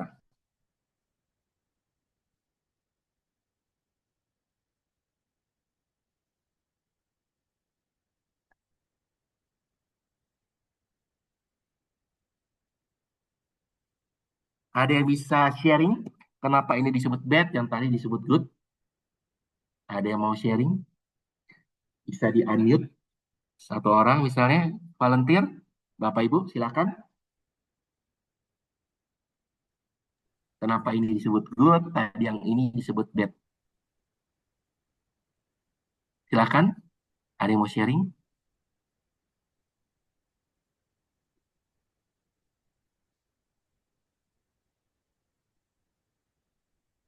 Ada? Satu orang, unmute. Silakan. Silakan. Halo Pak, udah? Ya, ini yang Ya, bad apa siapa? cover dengan Joni, Pak. Pak Joni ya, silakan Pak Joni. Ya, ini yang bad cover letter ini, jadi seolah-olah mengirimkan satu manuskrip memaksa untuk dipublish gitu ya. Eh, jadi ada Yang good ya Pak? ada kesombongan di sana. Sementara untuk yang eh, good letter ini itu lebih menekankan pada apa sih yang mau ditampilkan dari manuskrip ini, sehingga menjadi pertimbangan tim editor gitu ya untuk membaca paling tidak em, abstraknya dan introduction-nya Betul. 100 gitu. buat Bapak ya. Betul sekali Pak. Jadi cover letter itu kan sebenarnya kesempatan bagi penulis untuk mempromosikan. Nah, yang dipromosikan apa? Ya artikelnya yang Anda promosikan. Karena produk yang Anda jual ke editor itu adalah artikelnya. Jadi nggak perlu jual yang lain. Seperti kata Bapak. Betul. Jualnya adalah artikelnya, topiknya apa. Apakah sesuai dengan M-scope dari jurnal itu atau tidak. Biasanya ada beberapa cover letter yang bagus. Yang misalnya ini bimbang nih editornya mau dilanjutin atau tidak nih ya. Wah, dia bimbang tapi lihat cover letternya bagus. Akhirnya dilanjutin juga gitu. Ya, di paste lah. Ya, itu kadang-kadang dilihat dari cover letter juga bisa. Ya, karena disinilah Anda dikasih momen untuk mempromosikan. Kan Anda tidak pernah ketemu. Si author sama reviewer sama editor kan nggak pernah ketemu. Semuanya cuman by system doang. Nah, dikasih satu momen untuk mempromosikan artikel Anda. Ya, karena produk yang Anda jual itu artikel, ya. Itu. Nah, ini why publish, buku dan segala macam. The publishing maaf. Ya, tadi saya sudah jelaskan, cases juga sudah ya. Soalnya ini udah setengah 11 nih. Mohon maaf nih, saya harus cepat ya. Nah, ini ya summary tentang publication ethic. Nah, kalau intinya setelah Anda berhasil accept, yang paling terpenting adalah setelah itu adalah sharing. Anda harus promosi. Tujuannya untuk apa? Tadi Tujuannya untuk meningkatkan jumlah download. Kalau jumlah download ditingkatkan, meningkatkan jumlah citasi. Nah, sharingnya dengan cara apa? Sosial media. Jadi sinambungan. Jadi Anda sharing lewat sosial media, lewat Facebook, lewat Twitter, X ya, X atau blog Anda atau segala macam, ya. Kemudian pasti meningkatkan download pasti meningkatkan citasi. Ini untuk diri Anda semua. Kalau citasinya tinggi, Anda yang untung. Indeks Anda jadi tinggi. Anda tahu nggak yang top 2% Stanford peneliti itu kan berdasarkan citasi. Citasinya tinggi. Top 2% itu. Bukan berdasarkan jumlah artikel, dia citasinya. Anda punya jurnal artikel sedikit tapi atau artikel itu fenomenal, citasinya sampai beribu-ribu kali, Anda akan masuk top 2%. Itu tujuannya, ya. Oke, to summarize, think about your outcome before you start your research. Consider the format of your research, how to reach the audience. When select the publication, check the guidance carefully. Don't give up if your work is successful. Share your work. Good luck with the submission. Oke, nah ini alamat email. Ini adalah Facebook kami, bisa di follow. Anda mau follow, ya. Lalu kemudian ini alamat email saya dan nomor telepon saya. Kalau Bapak Ibu pengen berkomunikasi, berinteraksi dengan saya secara langsung. Oke, saya stop share. Oh ya, tadi saya punya utang.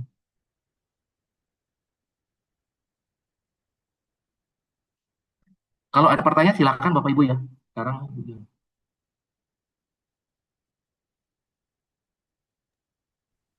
Boleh silakan. bertanya, Pak. Pak Joni lagi ya, Pak. Ya, silakan Ya, Pak. Pak, saya selalu melihat ya, abstrak di jurnal-jurnal yang ada di Emerald itu sangat-sangat standar gitu ya. Selalu ada urutan-urutan yang sudah sangat terstruktur gitu. Dan ini Ya. memang menjadi buat buat kami para penulis manuskrip jadi lebih terarah gitu ya ketika menyusun abstraknya. Apakah ini memang rules dari Emerald sendiri atau memang eh, apa ya Pak? Ini memang disajikan dengan cara yang sudah sangat-sangat terstruktur gitu ya. Ya memang setiap publisher punya ciri khas masing-masing Pak ya. Jadi kalau kami abstraknya terstruktur. Jadi kita ada purpose, design metodologi, Ya, finding ya, originality. Dan ya, kita tambahkan ada research implication, practical implication, atau science implication. ya. Kalau yang tambahan itu memang kita standarkan untuk mendukung UNDP SDG. Hmm. Karena apa sih implikasinya artikel Anda ke dunia nyata? Hmm. Ke sosial, ke research implication-nya, atau ke bagian yang lainnya.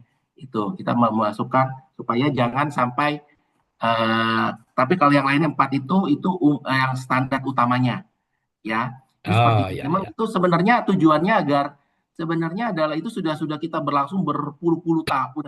Udah sejak saya bahkan kalau Bapak Ibu artikelnya yang tahun 90-an pun sudah ada Pak seperti itu ya, standarnya udah seperti Standarnya, itu. ya, ya. Ya. Jadi itu memang ciri khas kami. Kalau saya melihatnya gini, itu malah sangat membantu sekali terutama Ya. adalah para mahasiswa yang S1. Yang kalau baca jurnal aduh ribet banget nih. Bahasanya terlalu ilmiah banget ya. Nah, baca abstrak yang sangat sering angkat simpel ya, itu yang jadi lebih lebih melihatnya itu kayak kita nonton film itu udah nonton trailernya dulu. Nah, Hmm. jadi lebih enak. Jadi nggak dismotivasi untuk ngebacanya seluruhnya. Terutama dari yang mahasiswa S1 ya. Ya, Karena ya, mereka ya. berat ya kalau membaca jurnal secara full dengan bahasa Inggris yang berat gitu ya. Dengan apa kita riset ya. Ya, nah itu membantu mereka untuk mereka jadi jauh ya sedikit mau lah baca gitu ya. Jangan Ya. sampai mereka kalau S2 S3 kan karena emang udah dipaksa ya Pak ya. Udah dipaksa harus baca gitu ya. Kalau S1 kan masih belum belum terlalu ini. Jadi minimal mereka mau membaca karena lihat dari abstraknya juga lumayan. Kalau menurut saya itu ya versi saya ya. Ya, menurut Ya, pendapat ya. saya itu. Baik, baik, Pak. Terima kasih, Pak. Oke. Oh ya tadi ke Pak Arko yang soal apa nih? Nah, ini artikelnya. Ini adalah foundation and trend. Ini baru akuisisi ya sebenarnya foundation and trend. Ini Bapak foundation and trend in machine learning. Ya, ini jurnal yang wow, bagus banget Pak. Ini, aduh, makanya ini lihat tuh citasinya dong. Aduh, ini baru tahun berapa nih? Ini udah ininya aja udah citasinya udah banyak banget ini. Nah, ini foundation and trend machine learning. Ini saya copy paste aja ya kalau Bapak mau. Ini adalah salah satu ini saya susah.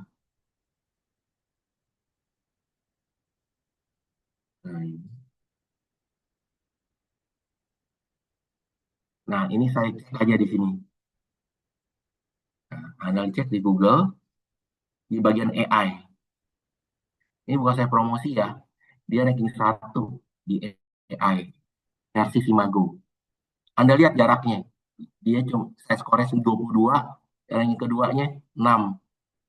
Hampir 3 kali lipat lebih bedanya. Saking jauhnya, Pak. Artinya adalah memang artikel ini sangat bagus banget. Ya, kalau Bapak butuh memang Bapak harus bayar ini 80 pound. Karena memang saat ini tidak dilanggan oleh UMN.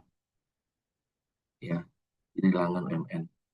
Ya, karena ini artikel jurnal yang bagus sekali, terutama tentang kalau Bapak penelitian tentang AI. Ya.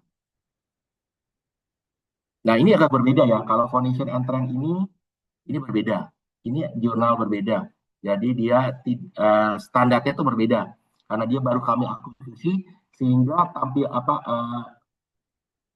ininya berbeda. Saya aja nggak dapat ini apa ininya voltasenya jadi dapat ya? Tuh nggak dapat saya nggak dikasih izin. Saya kali saya kali ini aja nggak dapat ya. Eh, Nah, ini foundation and trend ini sedikit berbeda karena dia itu kalau Anda lihat ini adalah sebenarnya adalah seperti layaknya apa Anda lihat ini seperti layaknya buku tapi setiap chapternya itu yang nulis beda-beda orangnya. Jadi dia setiap buku dia kayak buku lah jurnal tapi ini jurnal ya bukan buku dia kayak book chapter. Nah tapi topiknya tentang ini continual learning ini. Nah, contohnya kayak gitu. Jadi dia kayak buku, tapi penulisnya setiap chapternya beda-beda.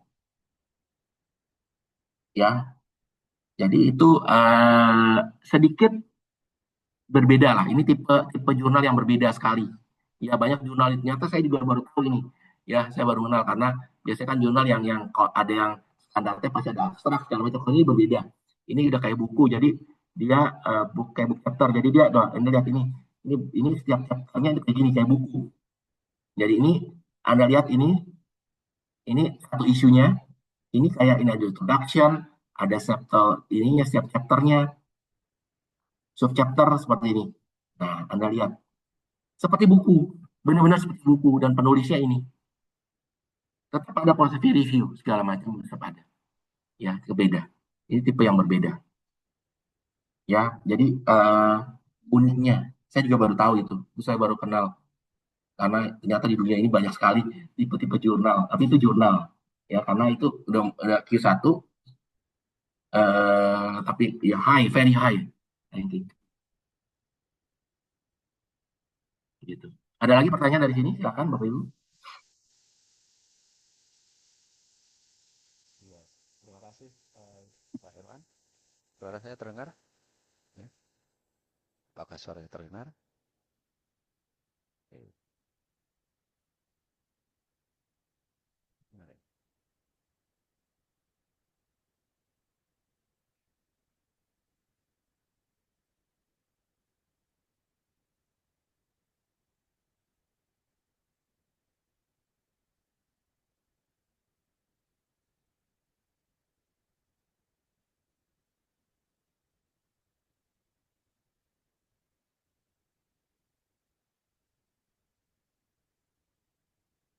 Ada pertanyaan?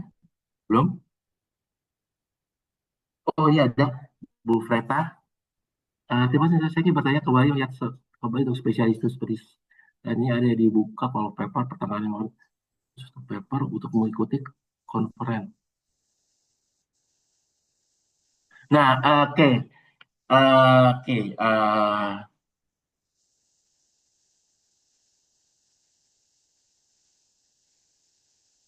Oke. Ibu boleh tahu itu jurnal apa Bu ya? Karena saya juga nggak hafal ya semua jurnal kami ya kalau papernya ya. Boleh tahu jurnalnya kalau memang jurnal Emerald ada yang seperti itu jurnal apa yang ada apa? Saya bisa ngecek yang khusus untuk mengikuti conference. Karena gini, kalau di Emerald Dan itu kan kita ada beberapa jurnal itu kerjasama dengan asosiasi, ya kita kerjasama dengan asosiasi. Nah asosiasinya itu juga meng-create conference. Ya, tetapi kita nggak punya proceeding. Internnya adalah Emerald tidak mengeluarkan proceeding. Ya, kita tidak punya proceeding sama sekali. Jadi kalau ada yang bilang, Pak, Emerald tuh publish proceeding, tidak. Kita tidak publish proceeding. Mungkin itu asosiasi itu dia kita kerja sama asosiasi ini itu dia jadi harus masuk ke konferensinya dulu. Nah itu banyak sekali yang seperti itu memang betul. Saya ngerti. Cuman tapi kita tidak mengeluarkan proceedingnya, tapi kita artikel yang di apa yang boleh bilang yang terpilih lah ya, yang terpilih yang terbaik itu langsung bisa masuk ke proses peer review untuk jurnal. Ya, tapi kita tidak mengeluarkan proceeding. Jadi intinya adalah kita tidak pernah ada publish proceeding sama sekali. Ya, jadi kita nggak pernah kalau update conference itu agak susah karena harus cek setiap karena kita memang karena kita nggak pernah apa kerjasama tuh mungkin misalnya satu jurnal dia kerjasama sama asosiasi ini. Nah asosiasi inilah yang menyelenggarakan conference bukan kami sebenarnya. Sebenarnya bukan kami si conference di asosiasi tersebut yang kita kerjasamain. Jadi sebenarnya di website kami tidak bisa menyediakan update conference itu nggak ada. Kapan jadwalnya nggak ada. Ya, itu harus dilihat di websitenya si asosiasi yang kerjasama sama kami. Itu, ya Bu ya. Mohon maaf, semua menjelaskan seperti itu. Ya, karena kami hanya untuk publishing jurnal tetap di facility. Jadi sebentar, saya cek dulu. Eh,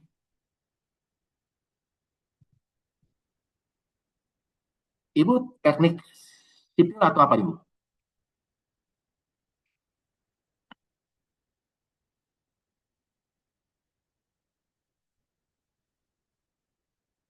Arsitek ya betul arsitek. Facility.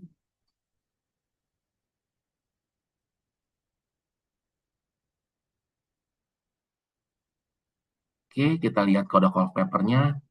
Ini ya Bu ya. Oh ya ya, karena dia kerjasama dengan ini. CIB ya, CIB ini ya. Saya juga nggak tahu nih Bu. Ya, jujur aja. CIB ini ya. CIB ini salah satu asosiasi ya. Ya, CIB. Ini asosiasi ya, construction apalah itu ya. Ya, kayaknya. Ya, ini kayaknya ini harus terkait dengan ini ya, yang di PSI CIB World Building Congress ya. Ini sedih Bu ya. Oke. Nah, iya. Mungkin betul Bu, ya. Karena dia kerjasama dengan si IB ini, si IB ini asosiasi apa itu, construction apa kayaknya, sehingga, nah, iya, nah itu kayak gini Bu. Jadi, tapi kita nggak ada update itunya karena eh, si jurnal ini kerjasama dengan si IB. Ya, kita berafiliasi lah, kita berafiliasi dengan si IB, si IB. Jadi, tapi kita tidak ada di sini update dari apa update dari conference-nya karena dia kerjasama dengan si IB-nya. Ya, kerjasama aja sih. Sebenarnya sih kan kerjasama doang gitu.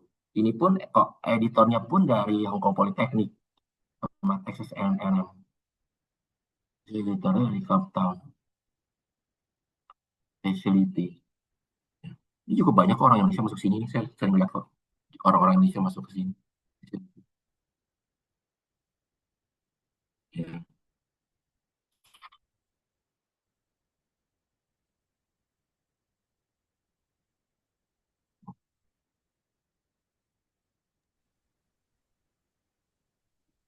Iya, seperti itu Bu. Jadi kita nggak tahu intinya. Tapi kalau Bapak Ibu mau lihat, sebenarnya Ibu bisa lihat sebenarnya table of content-nya. Lihat table of content-nya, facility, lihat isunya, setahun udah, ini udah 2025 berapa isu? Berapa ini? Oh, sampai 16. Oh, jadi soalnya dia satu kali terbit bisa langsung 2 isu. Jadi dia 1-2 isu. Cukup banyak dia. Cukup banyak. Tapi 1-2 isu cuma berapa artikel? Dikit sekali nih. Artikelnya nggak banyak. 1-2 isu. Iya, cuma 1, 2, 3, 4, 5, 6, 7, 8 paling. Ya.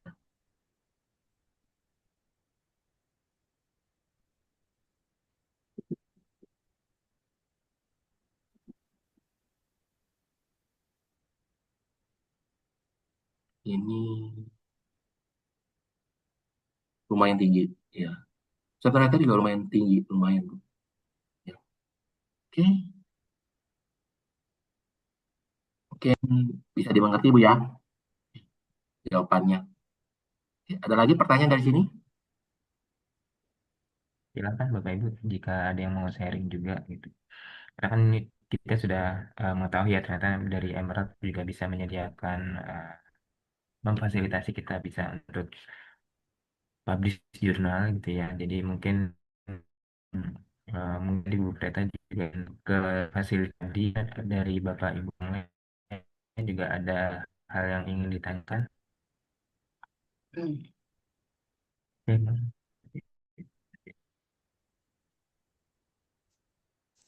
Mohon info itu Pak Erwan, suara Boleh? saya terdengar? Oke, Ya, terdengar itu Pak. ada Saya kasih. Transport and Sustainability itu APC-nya 1.500 ya? Ya, karena tadi dia Gold Open Access, Pak. Oh, goal ya. Gold, yang harus wajib bayar. Yang harus wajib bayar. Jadi Oke. biasanya kalau Gold Open Access kita lebih murah. Selalu itu. Kita menggunakan standar apa? Standar internasional sih ya. Jadi kayak Bapak ngecek kayak yang hybrid journal, yang subscription journal, itu di Sign Direct, Elsevier, segala macam. EPC-nya pasti lebih tinggi. EPC lebih tinggi. Tapi kalau yang khusus Gold Open Access, EPC-nya Elsevier pun udah lebih rendah. Bisa setengahnya doang. Bisa seperti itu, Pak. Bisa seperti itu. Ya, Ya, saya karena rencana mau apa? Sampai ini sebenarnya draft udah 2 tahun lalu, udah revisi tahun kemarin, tahun ini. Jadi sampai kelihatannya temanya pas itu, makanya saya tanya, Mas memastikan ini oh APC-nya ya. 1.500. Tapi ini saya kasih tahu dulu Pak ya. Itu beberapa judul yang Gold Open Access Journal kami itu baru baru isu pertamanya itu baru tahun kemarin. Sehingga beberapa jurnalnya itu kayaknya belum terindeks Scopus deh. Ya, Oh begitu. ya, ya. Bapak Bapak teks ini supaya saya takutnya ntar saya diomelin sama Bapak nih. Saya ngapain Pak Betul, masuk ke betul jurnal itu yang ada saya Scopus. klarifikasi, saya itu pengen download sampel atau contoh papernya, saya nggak menemukan di CITAS ya. Jadi Transportation apa? And Sustainability ya? di Emerald itu jurnalnya JTAS, CITAS, Jurnal Hah? Transport and Sustainability ya betul. Saya nyari current isunya Saya nggak belum hafal ketemu. semua. Nah ini ada Ya, jurnal. Kayaknya dia jurnal baru deh, atau dia udah belum ada isunya. Takutnya dia belum juga keluar soal isunya. Atau dia jurnal baru tahun 2026. eh, Oh ini Transport and Sustainability ini. betul. Ini kayaknya sebentar. Ini Udah ada di list tapi saya nggak Journal of menemukan Transport sampel and papernya. Sustainability. Nah ini saya cek table of content-nya. Dia sudah keluar nggak? Dia udah ada PDF-nya. Ini bisa di-download Pak, karena semuanya Iya, open access, bisa ada di-download semua. mundur mungkin 1 halaman, maaf Pak, tadi dari isu. Go back dulu, back. Pilih mana tadi? Aku nggak nemu tadi. Di Table release. of content. Oh, table of content-nya. Terima kasih. Ya, Iya, table of content. Oke, sip. Yang Terima kasih. 2026. Nah, ini 2026 juga baru satu ya. Karena dia baru ya. Open Baru access banget. ini ya, berarti ya. Full open access. Ya, Oke, full. terima kasih. Ini aja. Karena Ya. kita lagi reformat ke sini rencana. Tapi ada Scopus juga nih. Udah ada Sascore tuh lihat. Saya nggak tahu juga. Udah mungkin Q4 kali. Nanti baru berapa tahun tuh baru 2 isi. Udah disimak. Ini lain. Bukan. Nggak tahu ya Pak. Itu belum. Kayaknya belum ini. Kayaknya belum. Baru tertrack aja.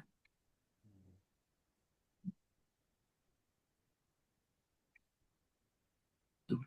Oke. Ada lagi pertanyaan dari sini?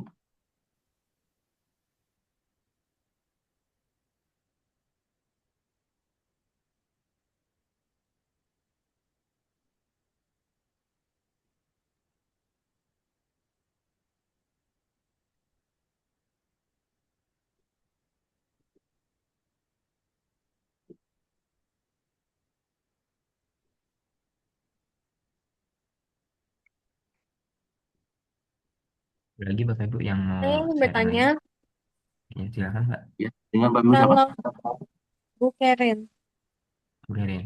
Oke, silakan Bu. kalau, kalau membuat laporan laporan S1 itu bisa masuk ke Emerald tidak ya?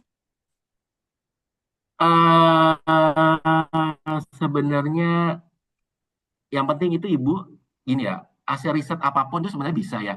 Saya juga punya apa?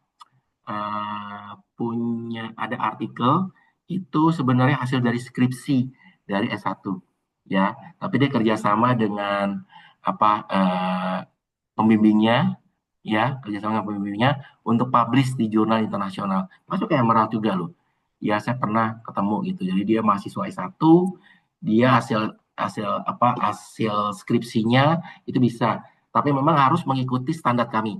Ya, standar kami. Jadi baca author guideline kami. Ya, baca author guideline kami, abstraknya dan yang lainnya itu harus mengikuti standar kami. Ya, jadi standarnya yang harus diikutin itu yang paling penting karena Anda mau masuk ke jurnal manapun itu kan Anda mau masuk jurnal Sinta atau apapun pasti kan harus mengikuti standar dari jurnal tersebut. Itu yang paling penting. Ya memang kalau saya melihatnya juga banyak sekali loh.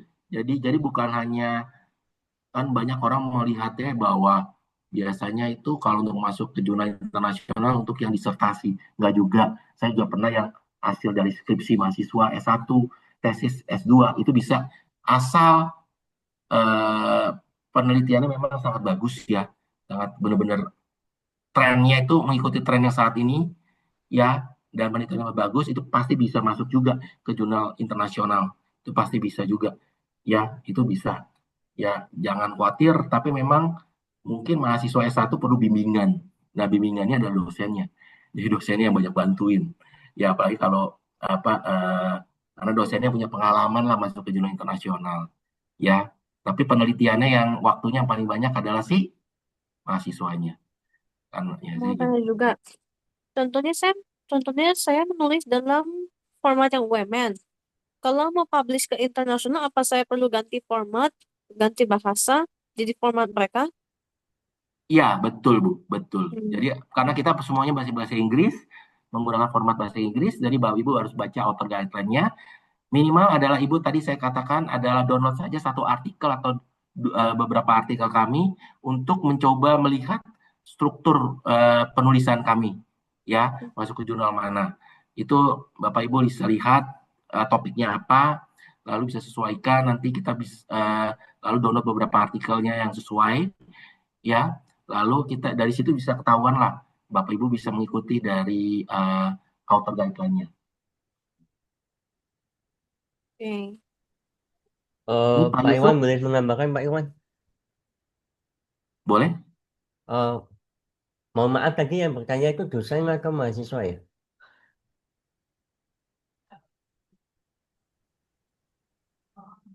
Maaf tadi yang bertanya itu dosen apa mahasiswa ya?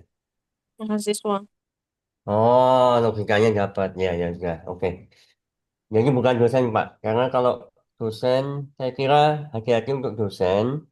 Karena sekarang juga lumayan mahal ya untuk bayar ini ya. Jadi kalau dosen kita harus membayar FPC yang ribuan dolar. Terus dosen itu harus jadi penulis dua, nggak boleh jadi penulis pertama kalau itu skripsi atau tugas akhir dari mahasiswa. Jadi hati-hati, jangan dibalik ya. Kalau dibalik misconduct, saya orang pertama akan rame soal itu, ya. Karena pernah kejadian dosen penulis pertama tapi itu risetnya mahasiswa, itu nggak boleh. Jadi Betul Pak, betul. hati-hati. Thank you. Berarti nanti harus diganti dari penulis pertama jadinya Penulis pertama Ah, mahasiswa. mahasiswa, terus pertama mahasiswa. Jadi tergantung Bu, ibu-ibu apa Mbak ya tuh ibu itu tergantung apa itunya apa tergantung ibu itu kerjasama sama beberapa dosen. Kalau kalau pihak S3 itu rata-rata jadi empat penulisnya. hmm, Jadi penulis pertama adalah apa apa mahasiswanya satu dua tiga yang kedua tiga empatnya itu ada bisa promotornya, kopromotor, pembimbingnya segala macam lah. Bisa P5 juga nggak apa-apa ya sebenarnya. Sebenarnya nggak masalah. Mau 6 juga nggak apa-apa. Tapi penulis pertama harus mahasiswanya. Itu yang ditengahkan oleh Pak Yusuf itu tadi. Ya, kalau promotor pembimbingnya semua mau ikut semua juga nembrong juga nggak apa-apa. Yang penting ada kontribusinya lah. Ya, jangan nggak ada kontribusi. Ini oke Pak Arko Pak. bilang, oh ini Pak Arko tadi yang transport and sustainability itu bukan itu Pak. Itu lain. Itu e-book Pak, buku. Makanya tadi itu bukan. Ini yang bukan.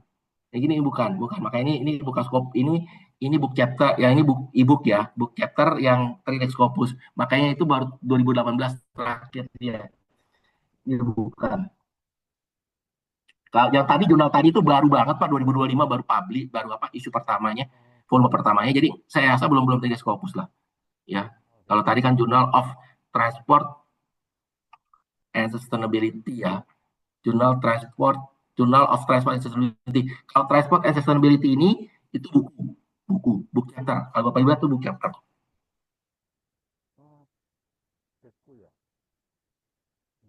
Oke, ada lagi pertanyaan?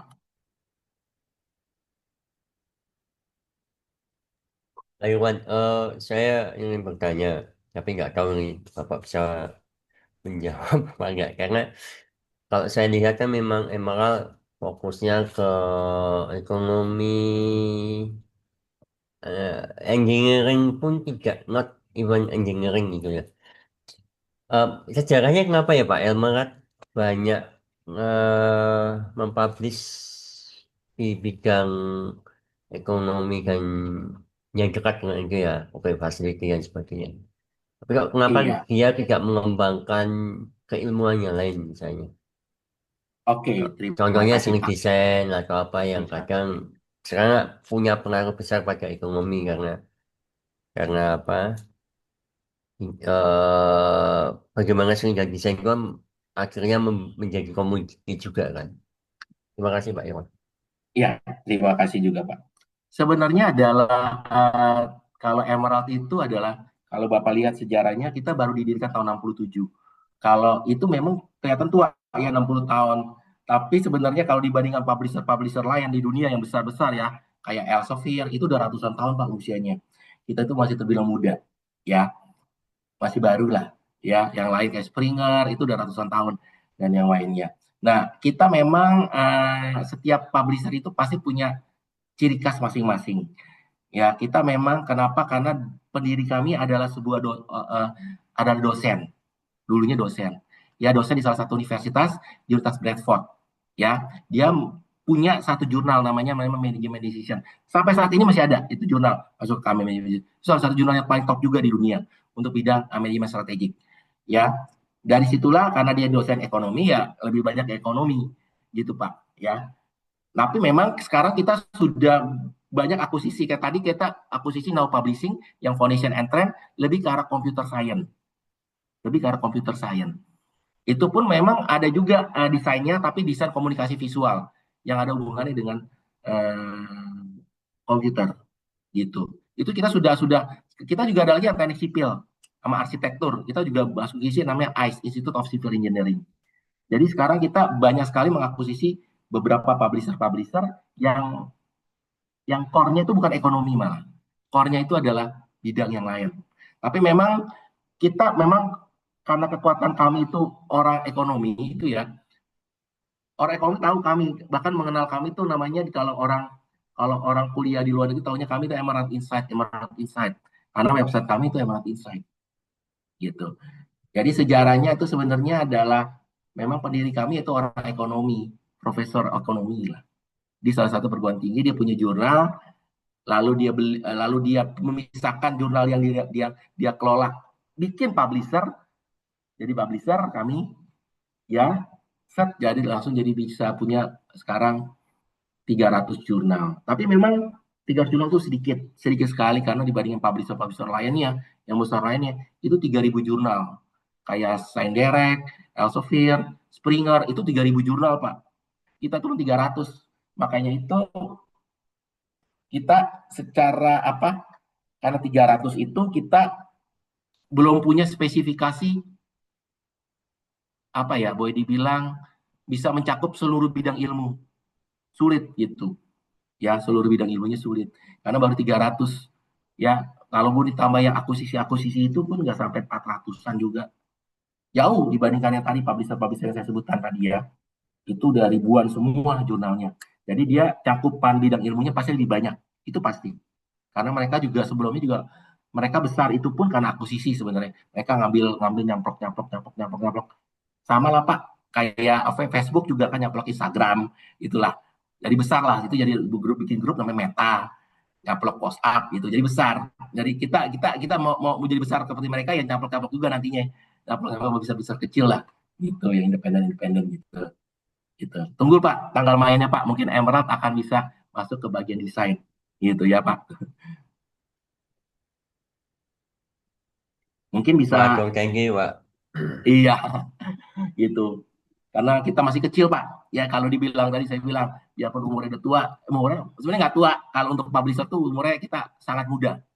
Karena publisher yang besar yang lainnya itu umurnya udah ratusan tahun. Ya, udah ratusan tahun. Tapi lebih tua dari penerbit UMN, Pak. Apa? Lebih tua dibandingkan UMN Pers. Iya, karena UMN kan juga baru Pak. Kita mah UI aja juga lebih tuan UI Pak. Itu Saya lihat apalagi TB, kalau lebih tua lagi, TB lebih tua lagi. TB kan jadi sebelum kemerdekaan udah ada itu. Bung Karno kan di TB sekolahnya. Gitu. Jadi kita cukup muda lah, makanya saya bilang. Cuman koleksi kami itu sedikit. Ya 300 itu kecil untuk sebuah publisher dunia ya. Karena harus yang 3.000-an. 2.000-an, 3.000-an tuh baru bisa mencakup banyak sekali bidang ilmu. Makanya kita, kalau Bapak lihat aja, kita tidak ada cakupan bidang ilmu tangkap kedokteran. Nggak ada. Kita nggak ada kedokteran. MIPA juga nggak ada. MIPA juga nggak ada. Kayak biologi, kimia, fisika nggak ada. Kita nggak ada. Oke, ada lagi pertanyaan dari sini?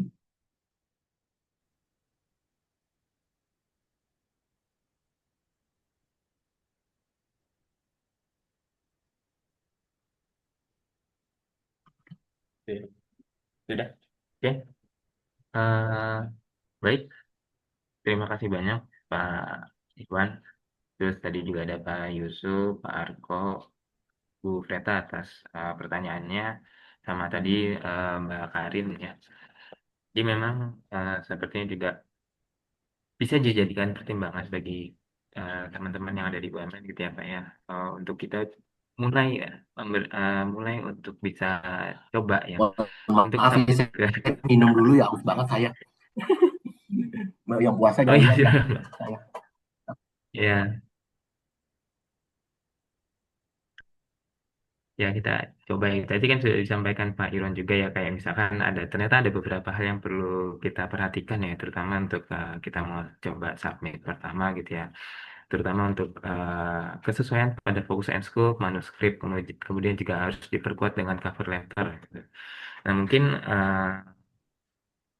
dari beberapa teman-teman dosen dan mahasiswa yang ingin coba silahkan gitu. Dan berhubung juga sesi hari ini cuma sampai jam 11 siang saja. Oh iya, tadi Terima satu lagi kasih ini ada banyak pertanyaan Pak dari Bu Irwan Besari. atas Mohon maaf waktu Pak dan Bima. kesempatannya untuk sudah memberi. Halo Bu Pak Bima. Ada lagi? Ya, ya, Pak. Ini ada pertanyaan dari Ibu Mikari. Jangan lupa ya Pak, link Emeraldku yang tadi nanti mau coba submit artikel di bulan ini. Bu Mikari itu sebenarnya kalau yang apa untuk user untuk itu untuk pencarian ya, bukan untuk submit. Kalau submit itu Ibu menggunakan Orchard ID ya, itu beda ya. Jadi pakai yang Orchid Adit aja, Pak. Oke, apa? cukup pakai ID Orchid aja. Iya, Orchard ID aja. Jadi kalau yang tadi Oke, oke, itu Pak. hanya untuk penelusuran, untuk searching saja, Pencarian. searching di luar Oke, kampus. oke. Tapi kalau untuk submit itu Baik. tidak pakai ini, pakai akun Orchard ID Bu. Jadi itu supaya jelas ya Bu ya, Ya. jangan itu beda. Tapi nanti saya usahakan itu akan segera saya Oke. kita ini. Cuman intinya itu tidak ada sangkut pautnya dengan submit. Itu hanya pencarian saja, pencarian. Oke. Submit tetap pakai Orchard ID. Kenapa? Karena nantinya kan Ibu kalau itu kan nanti kalau Ibu berhasil accept kan masuk ke Orchard ID Ibu gitu. Ya. Oke, Untuk oke. kesinta juga pasti pakai Orchard ID juga, kesinta Ibu. Ya. Ya, udah Pak, udah punya Pak. Ya. Ya, Baik, oke. Bapak Irwan. Yuk, sama-sama Bu. Ya, silakan Pak Bima. Lanjut. Mohon maaf, tadi soal ini penting sekali soalnya. Ya, beliau message saya daerah nggak kelihatan di apa yang lain.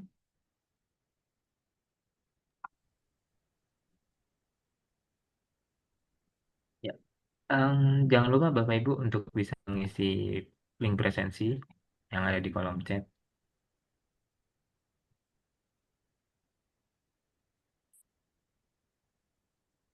Ya, baik. Jika sudah, mohon bantuannya kita open cam untuk bisa dokumentasi dan foto bersama pada sesi Zoom pada siang hari ini ya Pak. Mungkin minta tolong bantuannya Mas Antoni. Ya, Bapak Ibu semua, ini ada 2 slide. Untuk slide pertama izin saya screenshot 1, 2, 3. Bentar.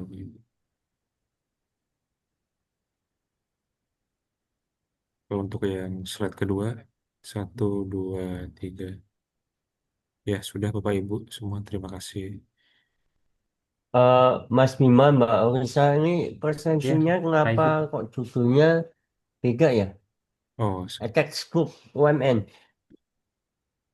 sebentar Pak, saya cek dulu ya Pak. Lebih ganti juga ya.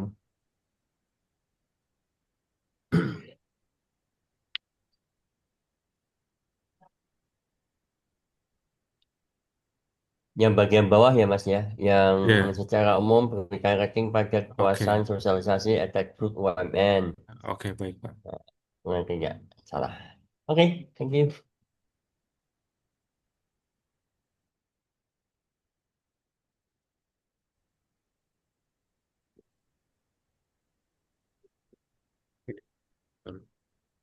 Oke.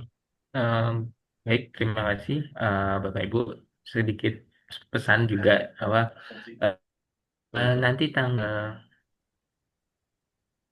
13 minggu depan hari Jumat di jam yang sama, Perpustakaan UMN juga akan mengadakan sosialisasi dengan statista Bapak Ibu. Itu jadi mohon bisa meluangkan waktunya juga untuk bisa hadir pada sesi sosialisasi minggu depan.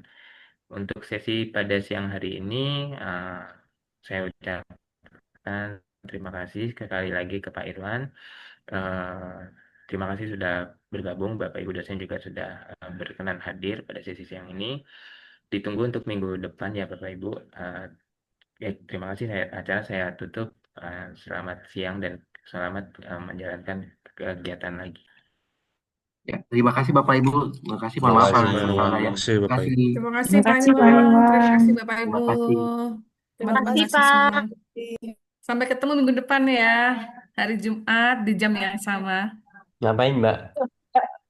Nge-Zoom lagi, Zoom Pak. lagi. Oh, tak kira bukber. Oh, bukbernya nanti di fakultas masing-masing. Wah.